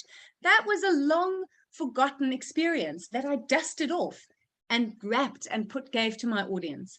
So you look through your life for white elephant moments, and then you wrap it so that the audience wants to uncover it with you and discover what the gift is inside. But this is where your choice comes in. Because when you're giving someone a gift, you could give it to them like that. So here you go, I've got you a gift, I've put it in this plain brown bag, enjoy. But I think you'll agree that's not very inspiring. If you're really boring, you could do this and just let them know from the outset exactly what you're giving them.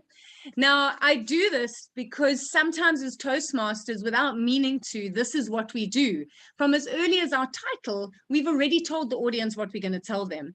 Or in the first few lines, we've already given them the whole point. And then they're like, well, I don't know if I feel like a book. Why are you telling me?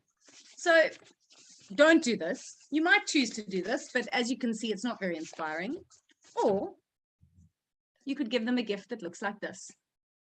Entice them, draw them in, create some curiosity that they start shaking it, wondering what's inside, prepared to go on the journey of unwrapping it with you and discovering what's there.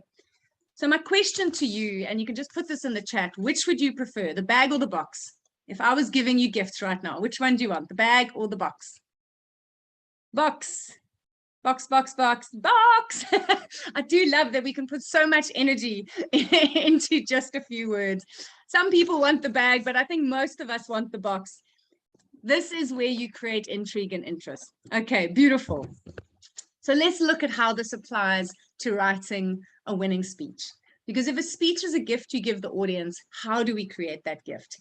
And what I've done based on my experience over the last 8 months is taken this word gift and said, how could we create 4 steps to writing a winning speech?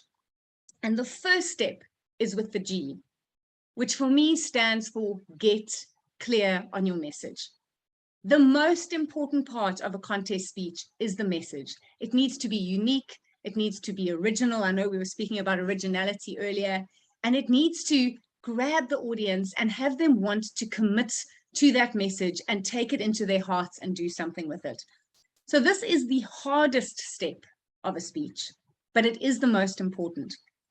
Now, your first message statement might not be your best one, and I know that because when I wrote A Great Read, I had 4 different message statements before I landed on write a different story. That only came 10 days before the contest.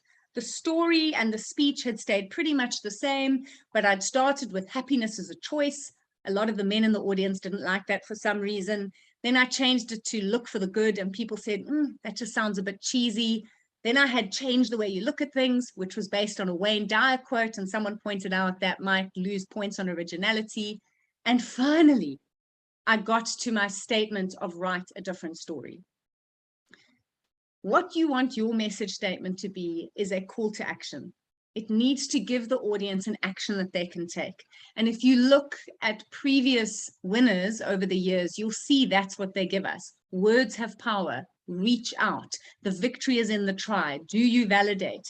If you listen to it, these are really easy, simple little sentences that you can repeat after having heard the speech. So here's the trick. If you can't say your sentence, your message in a sentence, you're not going to be able to say it in an hour. That's by Diane Boyer. And I love that. Work on getting your message down into a simple sentence or phrase, and then structure your whole story around that so that that message gets delivered over and over again. I'm sure most of you will be familiar with the 2013 world champion Prez Vazilev. And in my lead up and all the work I did during the contest, I bought his compelling storytelling course, which I can highly recommend. And there he shared a trick that once you have your message statements, once you've gotten clear on your message, you need to try and repeat it through your speech as many times as you can, but in different ways. So if you watch my winning speech, you'll see I implemented that technique of his. The first time I say my message statement, I'm reading a letter from my dad. And so my dad's voice gives the message. Your life is a book. If you're not enjoying the read, write a different story. A second later, I go, come on, Dad, how can I write a different story? So I've said the message again, but I'm resisting what my dad has said.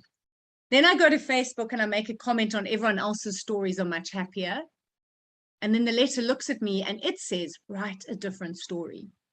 Now, this was a technique I learned from Prez, and if you watch his winning speech, you'll see how he says reach out, I think 14 times in his speech, but it never feels like repetition because he does it in dialogue and he does it in different ways. So find ways to repeat that message so that the audience slowly goes on that journey of going, okay, this is what we're doing. This is what the call to action is. So once you've gotten clear on your message, your next step is to intentionally structure the story around it. Because the story is the wrapping, the story is the shape. That's what draws people towards you. And there are so many techniques for writing great stories, but the simple one is to take people on a hero's journey. So the first thing you want to do is set your story up very clearly right at the start of your speech. If you remember my speech, I was on my dad's knee hearing about fairy tales. And that instantly let me show you why I was disappointed at 40 that my life didn't look the way I expected and I was in a spare room. It took about 30 seconds to set up the story.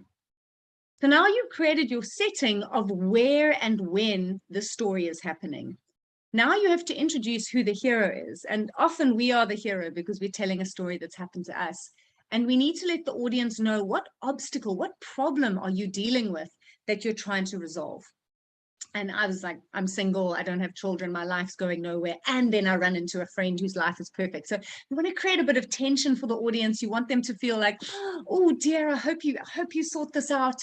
And you draw them in by creating a little bit of a tension. And that for me is like the sticky tape that you're trying to pull off without ripping the paper. You want them to feel the anticipation of how is this going to resolve? And that's the point that you introduce a mentor or a guru who's going to help you resolve your problem. Now, you always want the message and the truth that you are sharing through your speech to come from someone or something else, not from you. It needs to be an experience or a person who taught you a lesson that you're sharing with the audience rather than you lecturing the audience on how they should change, especially seeing they don't know you. And people don't like being told what to do. It's much easier for them to live your story with you, feel your humiliation or the thing you were struggling with, and then learn the lesson that you learned by listening to how it changed you. So my dad was my mentor, and the letter was how the message was delivered. And then I created tension on resisting the message. And that was, come on, Dad, I can't do this. Look at Facebook. And I didn't want to change. And it's very important that you show resistance to change, because I'm sure whenever you've decided that you want to change something in your life and you go, this is it, I'm going to turn over a new leaf, it's still hard. You still stop, you don't get it right. And audiences will trust that change takes time. In my early versions of the speech, I changed far too quickly. I read my dad's letter and I instantly got grateful. And the feedback from the audience was, oh, really? You were really depressed and you were really stuck, and then everything turned around.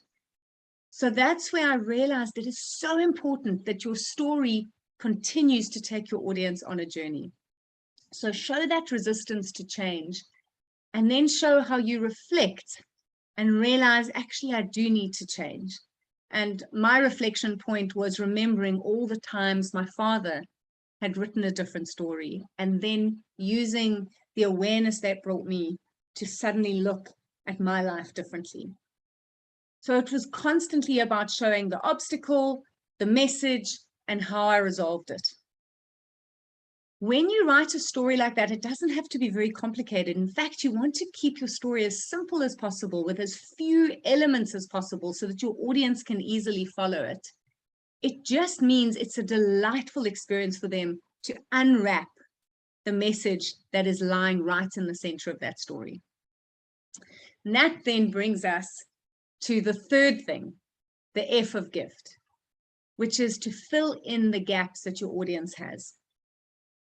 Until I entered this contest, it had never really occurred to me that when I was writing a speech, I should see if my audience had things they were confused by.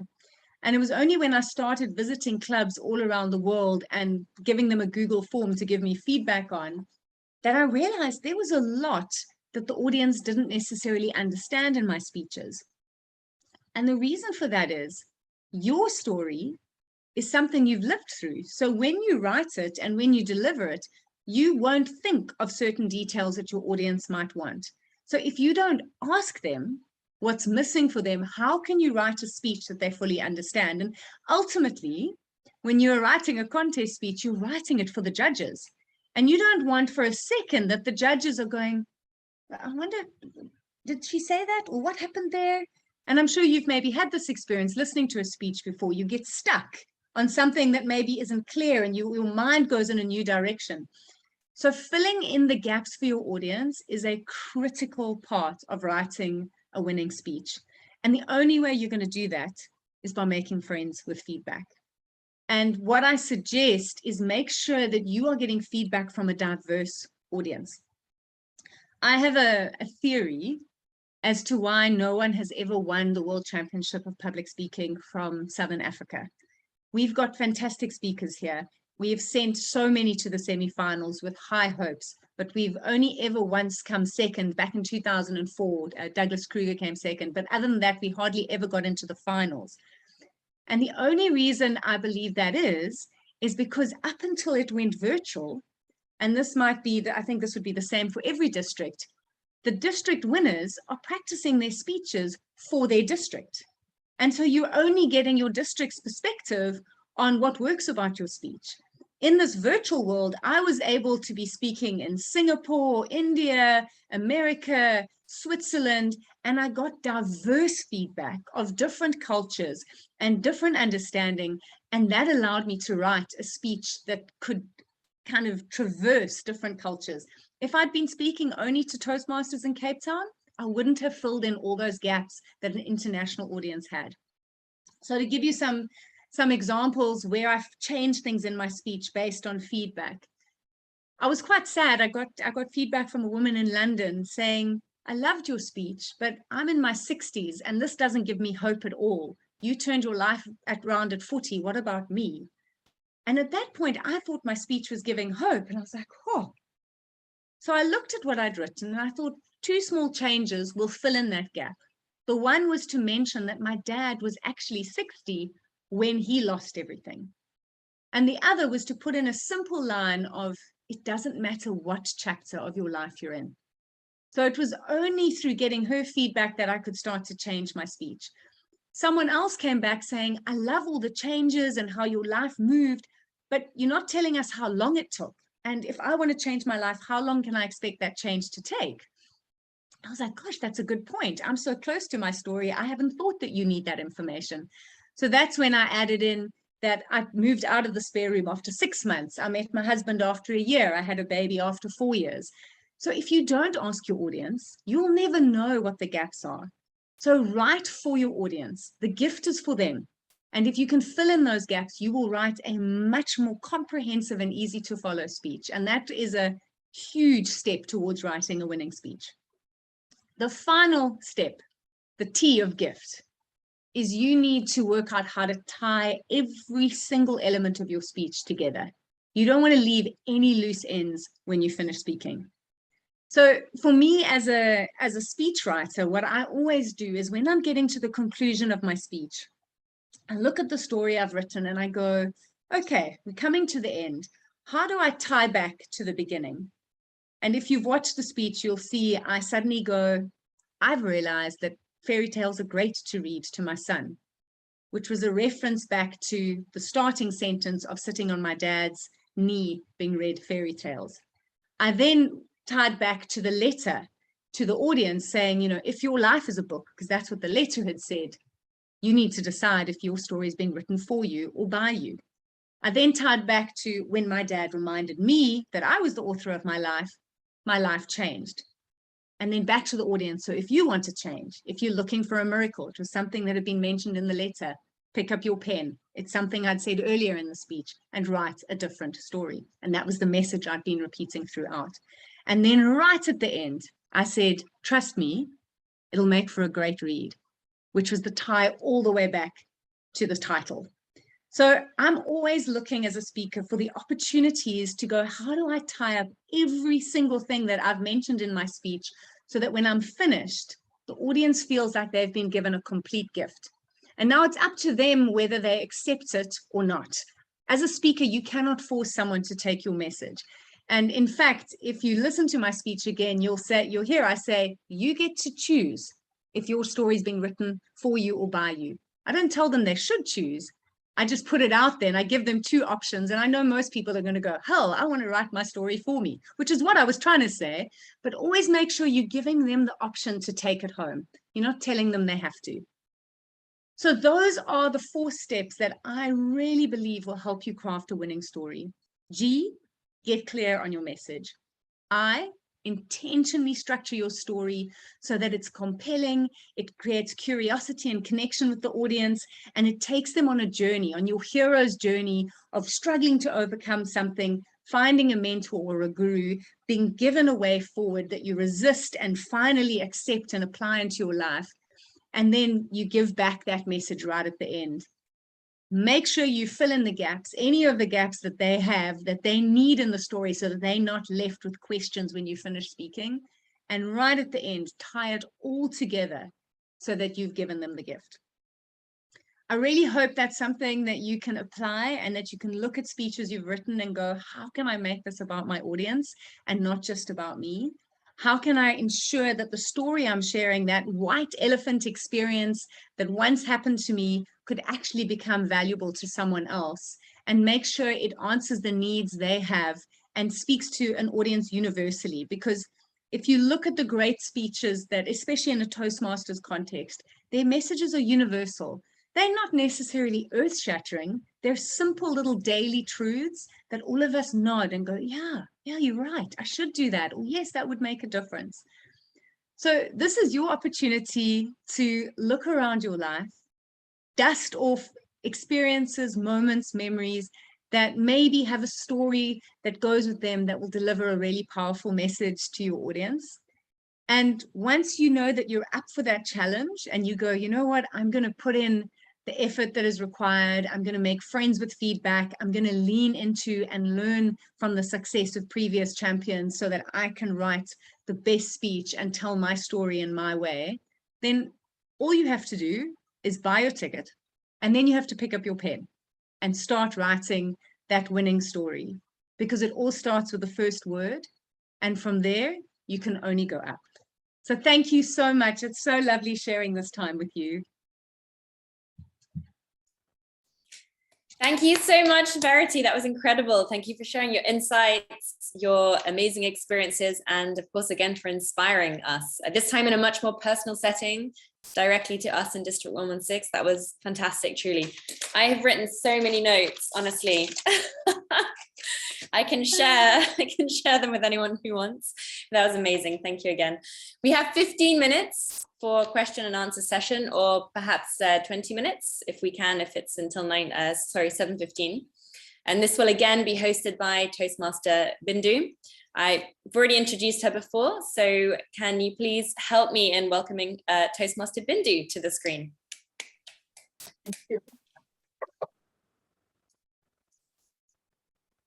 Thank you, Master of Ceremony, once again.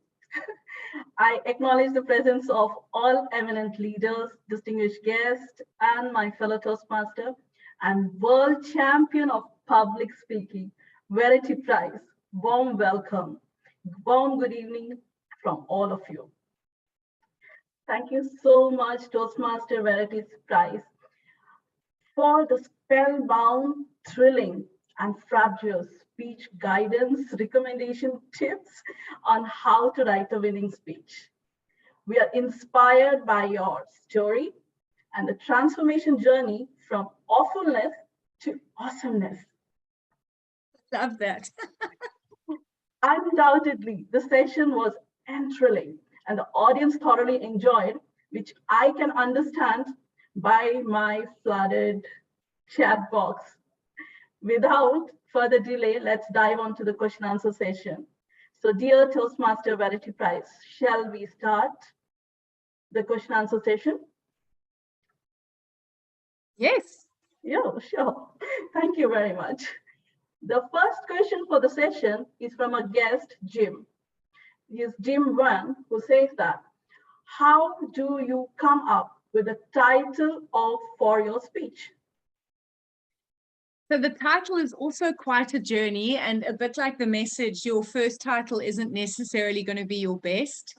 I'm trying to think, I had quite a few different titles. So the same story remained, but because I kept working with the message, the title, A Great Read, only came right at the end when I decided on write a different story. Before that, it was called Change the Way You Look, which confused the audience. So they told me I needed to change that. But I think when you're coming up with your title, go, is there a way that I can create curiosity from as early as my title? Because your contest starts from the moment they announce your name. And so you might as well make that title matter, and don't give away what it is that you're about to say. Make them lean in going, and that's where A Great Read worked well. People go, ooh, which book is this? I want to find out. I'm always looking for something to read. So look for a title that sparks a bit of curiosity. Curiosity is your friend with an audience. Thank you very much. The next question is from Toro Marioma. I think I pronounced the name correctly. She's from Tokyo, Japan. She says that I have a question to ask, that I know that you are an excellent evaluator of prepared speeches, like you did it in 2005 in District 74 evaluation speech contest, of which you were the champion. So a good evaluator is a good speaker. Absolutely. Yeah, sorry. Still the question is there. I wonder how evaluating other people's speech can contribute to the improvement of our speaking skill, or maybe vice versa. Will you tell us a little bit of your experience? I think evaluations is where it all starts. And I won the district evaluation contest in 2015. And it's something I've loved teaching people how to evaluate speeches since then. It's my absolute passion, because I think it's our biggest skill we learn in Toastmasters, actually. Because if you can give someone feedback on how they can improve their speech, you should be able to apply that understanding to your own speeches. And to be a good evaluator, you need to understand all the elements that go into a speech. And so this is why it is such a crucial skill. And in all the years I wasn't competing, and I know I said I didn't compete for many years, but I mentored and coached probably about 5 or 6 division to district contestants and 2 district to semifinals. So I learned from helping other speakers prepare for this contest. And so be on both sides of a speech, not always the only person. You don't have to only be the person giving it. You can be on the other side as well. That's really a great input to know about it. The next question is from the same speech repeated from the club to international level, and is that mandatory as well? It's not mandatory, but if you want to really experience how a speech can grow and change, then I highly recommend doing the same speech from club to the semifinals if you are lucky enough to get that far. I actually need to make a video compilation of the first version of that speech to what I did at the semifinals. It changed so much. And again, the elements of the story stayed the same, but the delivery and the simplification of the message and tiny little things that I added in, I've never grown as much as I did with that speech because I kept competing with it. I think the overwhelm of the finals is that's the first time that speech is being seen in a contest setting. So you haven't tested it at all and you just hope for the best. But taking one speech from club to semifinals is an extraordinary journey. The next question is from Toastmaster Ruxana Khan. She's saying that. I love Ruxana. At what point did you freeze your speech and stop making changes? So that is a very good question. I stopped asking for feedback about a week before because to be honest, I was traumatized by some of the feedback I received in my journey. Some clubs, the Toastmasters hadn't understood the way that you give feedback and it was harsh. And I had to kind of go and lick my wounds and I lost my confidence in the lead up to the semifinals. So I actually had to learn to have the courage to say, no, thank you. I don't want any more feedback. This is my speech. And the only people I spoke to at that point was my coach, Lance Miller, and my sister, who was also my mentor. And so even in my final speech, my sister and I were doing fun little tweaks. On the last day, we added in that I kissed a prince. It actually hadn't been there before, but it felt safe. But I stopped getting feedback about a week before and just trusted that where I was good enough. Thank you very much. The next question is from Toastmaster Ibtisam. I think I pronounced the name correctly. With over 200 Toastmasters giving feedback, how did you know what to consider and what not to? I think this covers, your answer already covered that particular question, isn't it? No, I think the thing there that was very useful for me was I was overwhelmed by all that feedback. And then I realized that what I needed to do was look for themes. So I would do the speech at 3 clubs. And then if in 3 clubs in 3 different countries all were asking for the same thing, I'd go, okay, the audience wants a change. And in my semifinal speech, something that kept coming through was audience members were saying, you talk about your mom's funeral and there was a book, but you don't tell us what people said about her. And that's difficult. My speech was already over 7 minutes. I had to go and take other bits out and put in what people said about her because the audience had asked for it. So look for the themes and the feedback.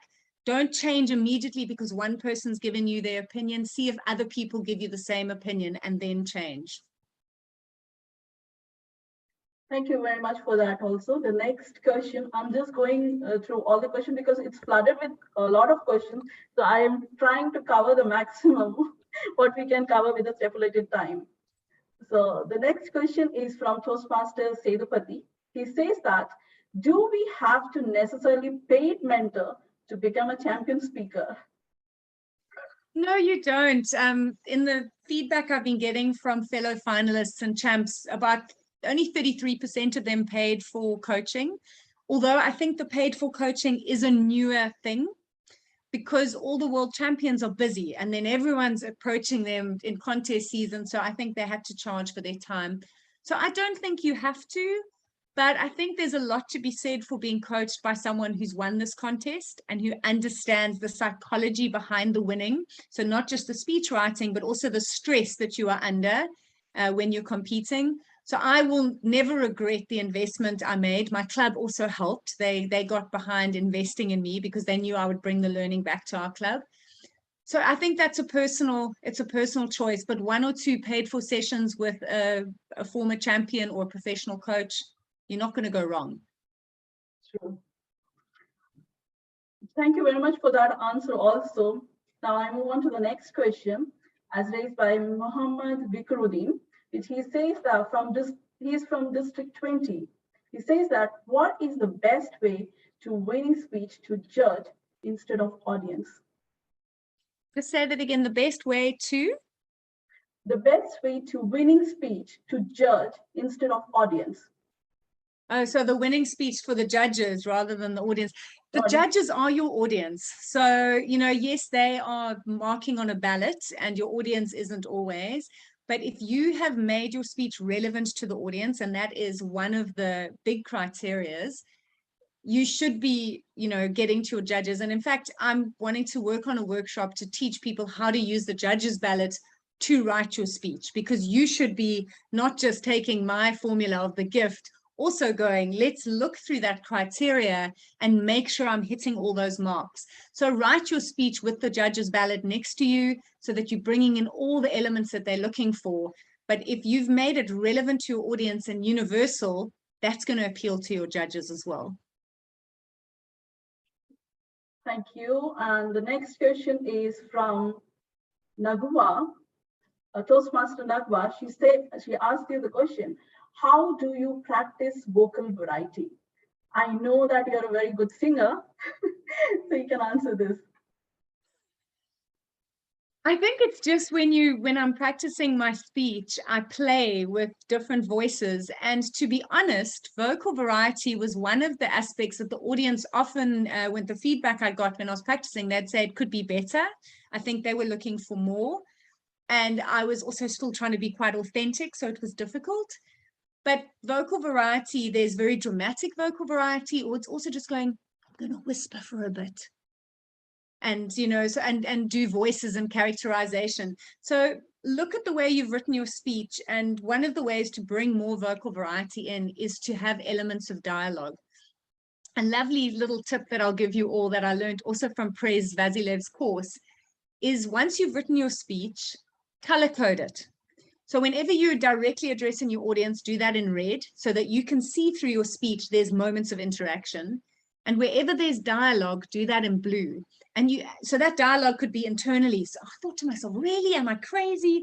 Or it could be speaking to someone. But dialogue will bring your speech to life. So if you've done that in blue and you've got red for where you're interacting with the audience and bold any humor that you've got, you should be able to zoom out on your speech, maybe see it across 3 pages and see, is there a flow of energy to my speech? If it's lots of black text and there's no dialogue and there's no humor and there's no like, have you ever found that to the audience? It's probably going to be hard for them to listen to. So that's quite a nice trick to, in the writing of your speech, bring in vocal variety by adding in dialogue and emphasis points and then practicing that.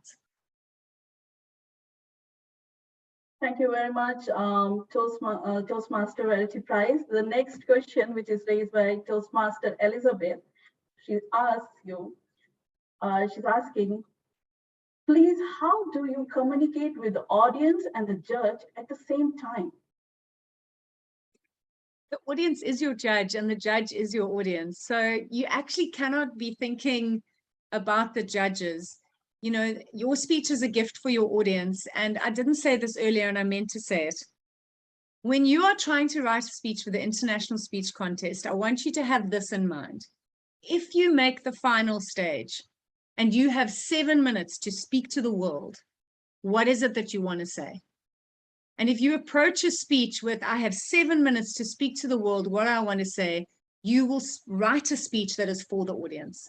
So I think my biggest takeaway for all of you right now is don't be thinking about the judges. The judges are people. They have hearts, they have emotions. They're going to be moved by your story. Yes, they're going to look at the technical aspects. So you have to have great language. You need that body language. You have to use vocal variety, structure your speech. All of that has to be there. But if your message is universal and if your intention is sincere and authentic, you're going to blast through everything else because you are speaking to a person, not a judge. That's a wonderful answer, you know, because all these things would be going greatly to everybody, not to the one judge or the audience. So there is another question, which is like, how many times did you practice your speech, and how many times did you rewrite your speech? I wrote 30 versions of my semi-final speech, 32 versions of my final speech, plus 4 other speeches that I'd written 5 or 6 versions of each, and then just got to a great read. I have no idea how many times I practiced, way more than 200. When I spoke at 42 clubs, I often did both speeches. I filmed myself, refilmed myself. So it was hours. It was hours. It was exhausting. And that's why you need a mentor, you need a coach, someone to keep it fresh, to look at what you're doing, to give you suggestions. Because if you're too close to it, you stop being able to see what you're doing anymore. But it was a relentless amount of work. Great, that's great. Now the next question is from Dave, Toastmaster Dave, and he's saying that, how has the winning the contest changed your life? What new opportunity have come to you, or have you created for yourself? So it's a huge moment when you win this. It was overwhelming, just the pouring in of messages and congratulations. And the thing that I didn't realize, and I don't think many contestants think about, is that when you win this contest, you win for the whole of Toastmasters, and suddenly you belong to Toastmasters, and everyone is saying, come speak at our district, do a workshop. And I was so exhausted. I was like, I don't have a workshop. I don't know what to teach. So you'll see now, I'm only starting these now. I've given myself 2 months to recover. And that was last year's champion, Mike Carr, phoned me the day after I won. And he said, don't do anything for 2 months. Let yourself recover. So that's one of the things I've done. My career has shot through the roof. I mean, I look forward to more. There's international bookings are starting to come in, which is very exciting. But it's opened up so many doors for me. And what I'm wanting to work with it is going, what else can I do to help people write different stories? So not just write winning stories, but also personally. I teach a lot around positive psychology and the habits that I took on to change my life. I want to be able to help more people do that. And I'm hoping that the win opens those doors for me to share what I've learned with a wider audience. I'll slightly give a pause because there is a good sense of humor question which has come to me. It is a request from Toastmaster Nahar. He is saying that I can ask you to deliver that bag because everyone has opted for the box and he is the only one who chose the bag. So his address is 37 Doha, Qatar. So there you go. I love it.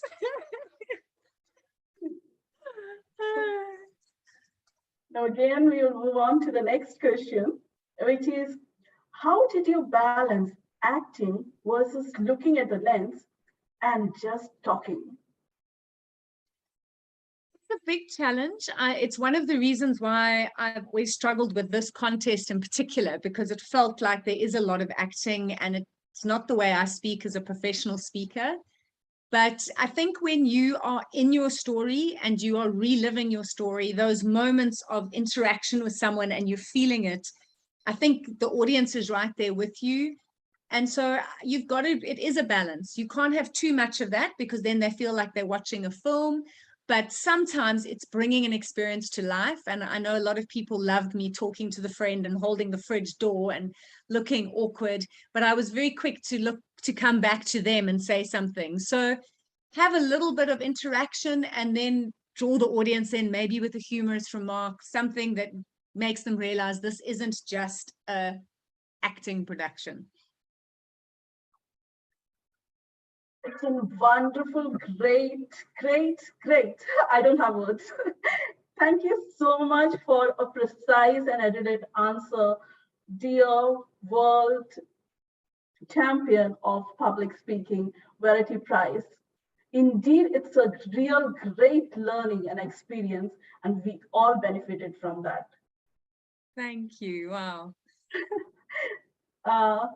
And we know that still my chat box is flooding with the questions again and again. So what we will request all the dear Toastmaster, we know that there are a few questions that were unanswered as we have a time restriction. So please send the questions to District 116 PQD DTM Rajesh VC through his email or WhatsApp. So before rounding up, I would like to say what Henry Ford has said, that anyone who stops learning is old, whether it's 20 or 80. Anyone who is learning stays young. Thank you, District 116, for arranging fantastic learning session and helping us to stay young. Thank you. Thank you very much for a wonderful opportunity. And I'm signing off and handing over the control to our vibrant Master of Ceremony, Christy Walker. The screen is all yours. Thank you so much, Toastmaster Bindu. And thank you once again, Verity, for what was a fantastic session today. And expertly handled those questions, Bindu. I imagine you had hundreds of them. So that was fantastic. Thanks. I'd just like, before we end the session, I'd like to welcome to the screen our Judges Engagement Manager to give his vote of thanks. He's an aviation professional and he's been a Toastmaster for 10 years. He's a member of Doha Toastmasters and also Doha Malayalam Toastmasters Club. He said he was lucky to have a podium finish in all 4 categories of the District 116 contest this year. I'm not sure lucky is the word modest, but he certainly rocks the screen, which is exactly why he was there. He's a passionate speaker and an accessible to all mentor.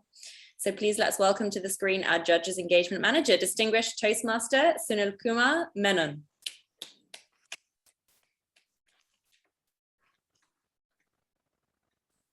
Thank you, Madam of Ceremonies, Toastmaster Kirsty Walker, for keeping your energy high till you introduce the person delivering the vote of thanks. What a wonderful evening it has been. So many takeaways for both parties, for those aspiring to be judged and for those aspiring to manage the judges. Let me start by thanking the role players who are behind the scenes, because without them, the sessions wouldn't have started and the sessions wouldn't have ended.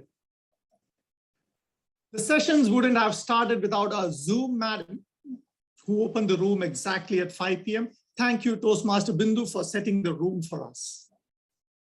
The session started, but I wouldn't have been giving my vote of thanks yet if the sessions were not signaled to wind up.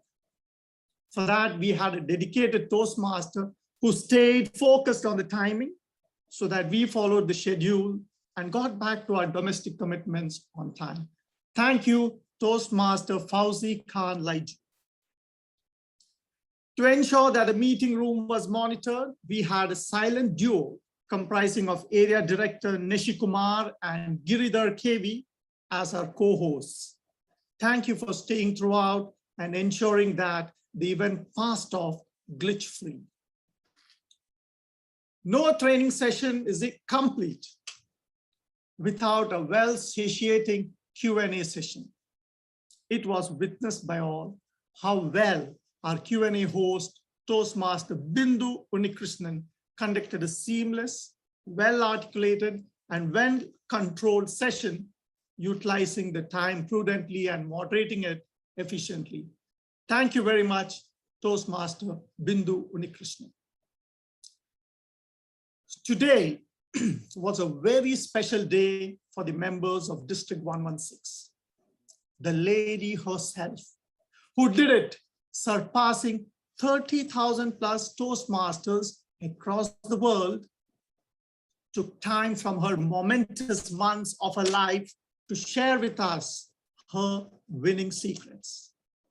Thank you, world champion, for being among us and instilling in us the belief that we too can script a winning speech with white elephant experiences.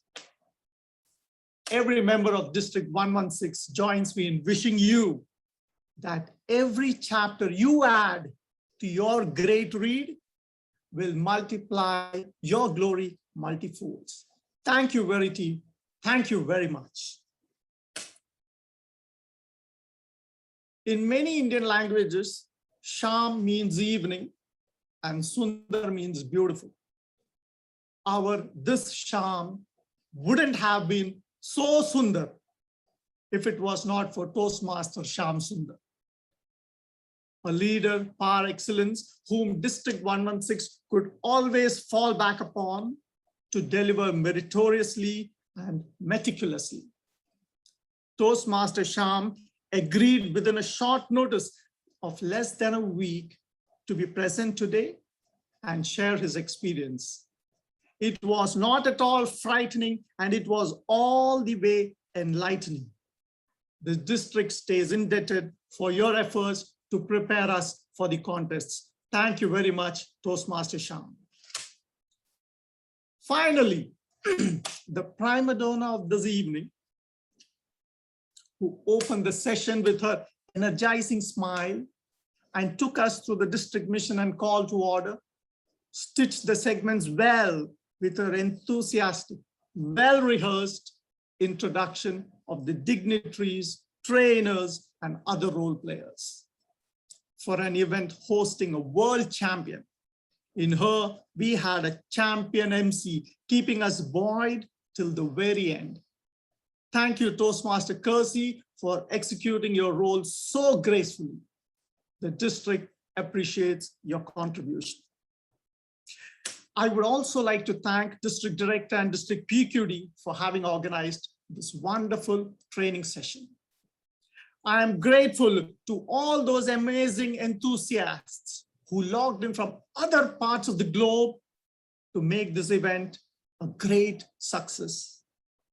Finally, I would like to thank each and every member of District 116 who logged in to learn and support so that our district has an exemplary contest experience.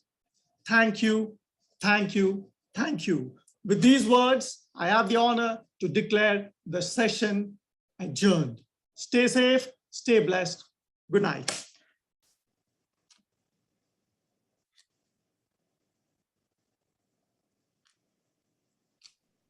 Yes. Nishi, I think you can unmute. Yeah, I've given the permission. All People to unmute. So thank you. now. Thank you once again, Toastmaster Verity Price, for being with us at the District 116. Thank you so much. Have a group And photo. thank you, Shyam Sundar.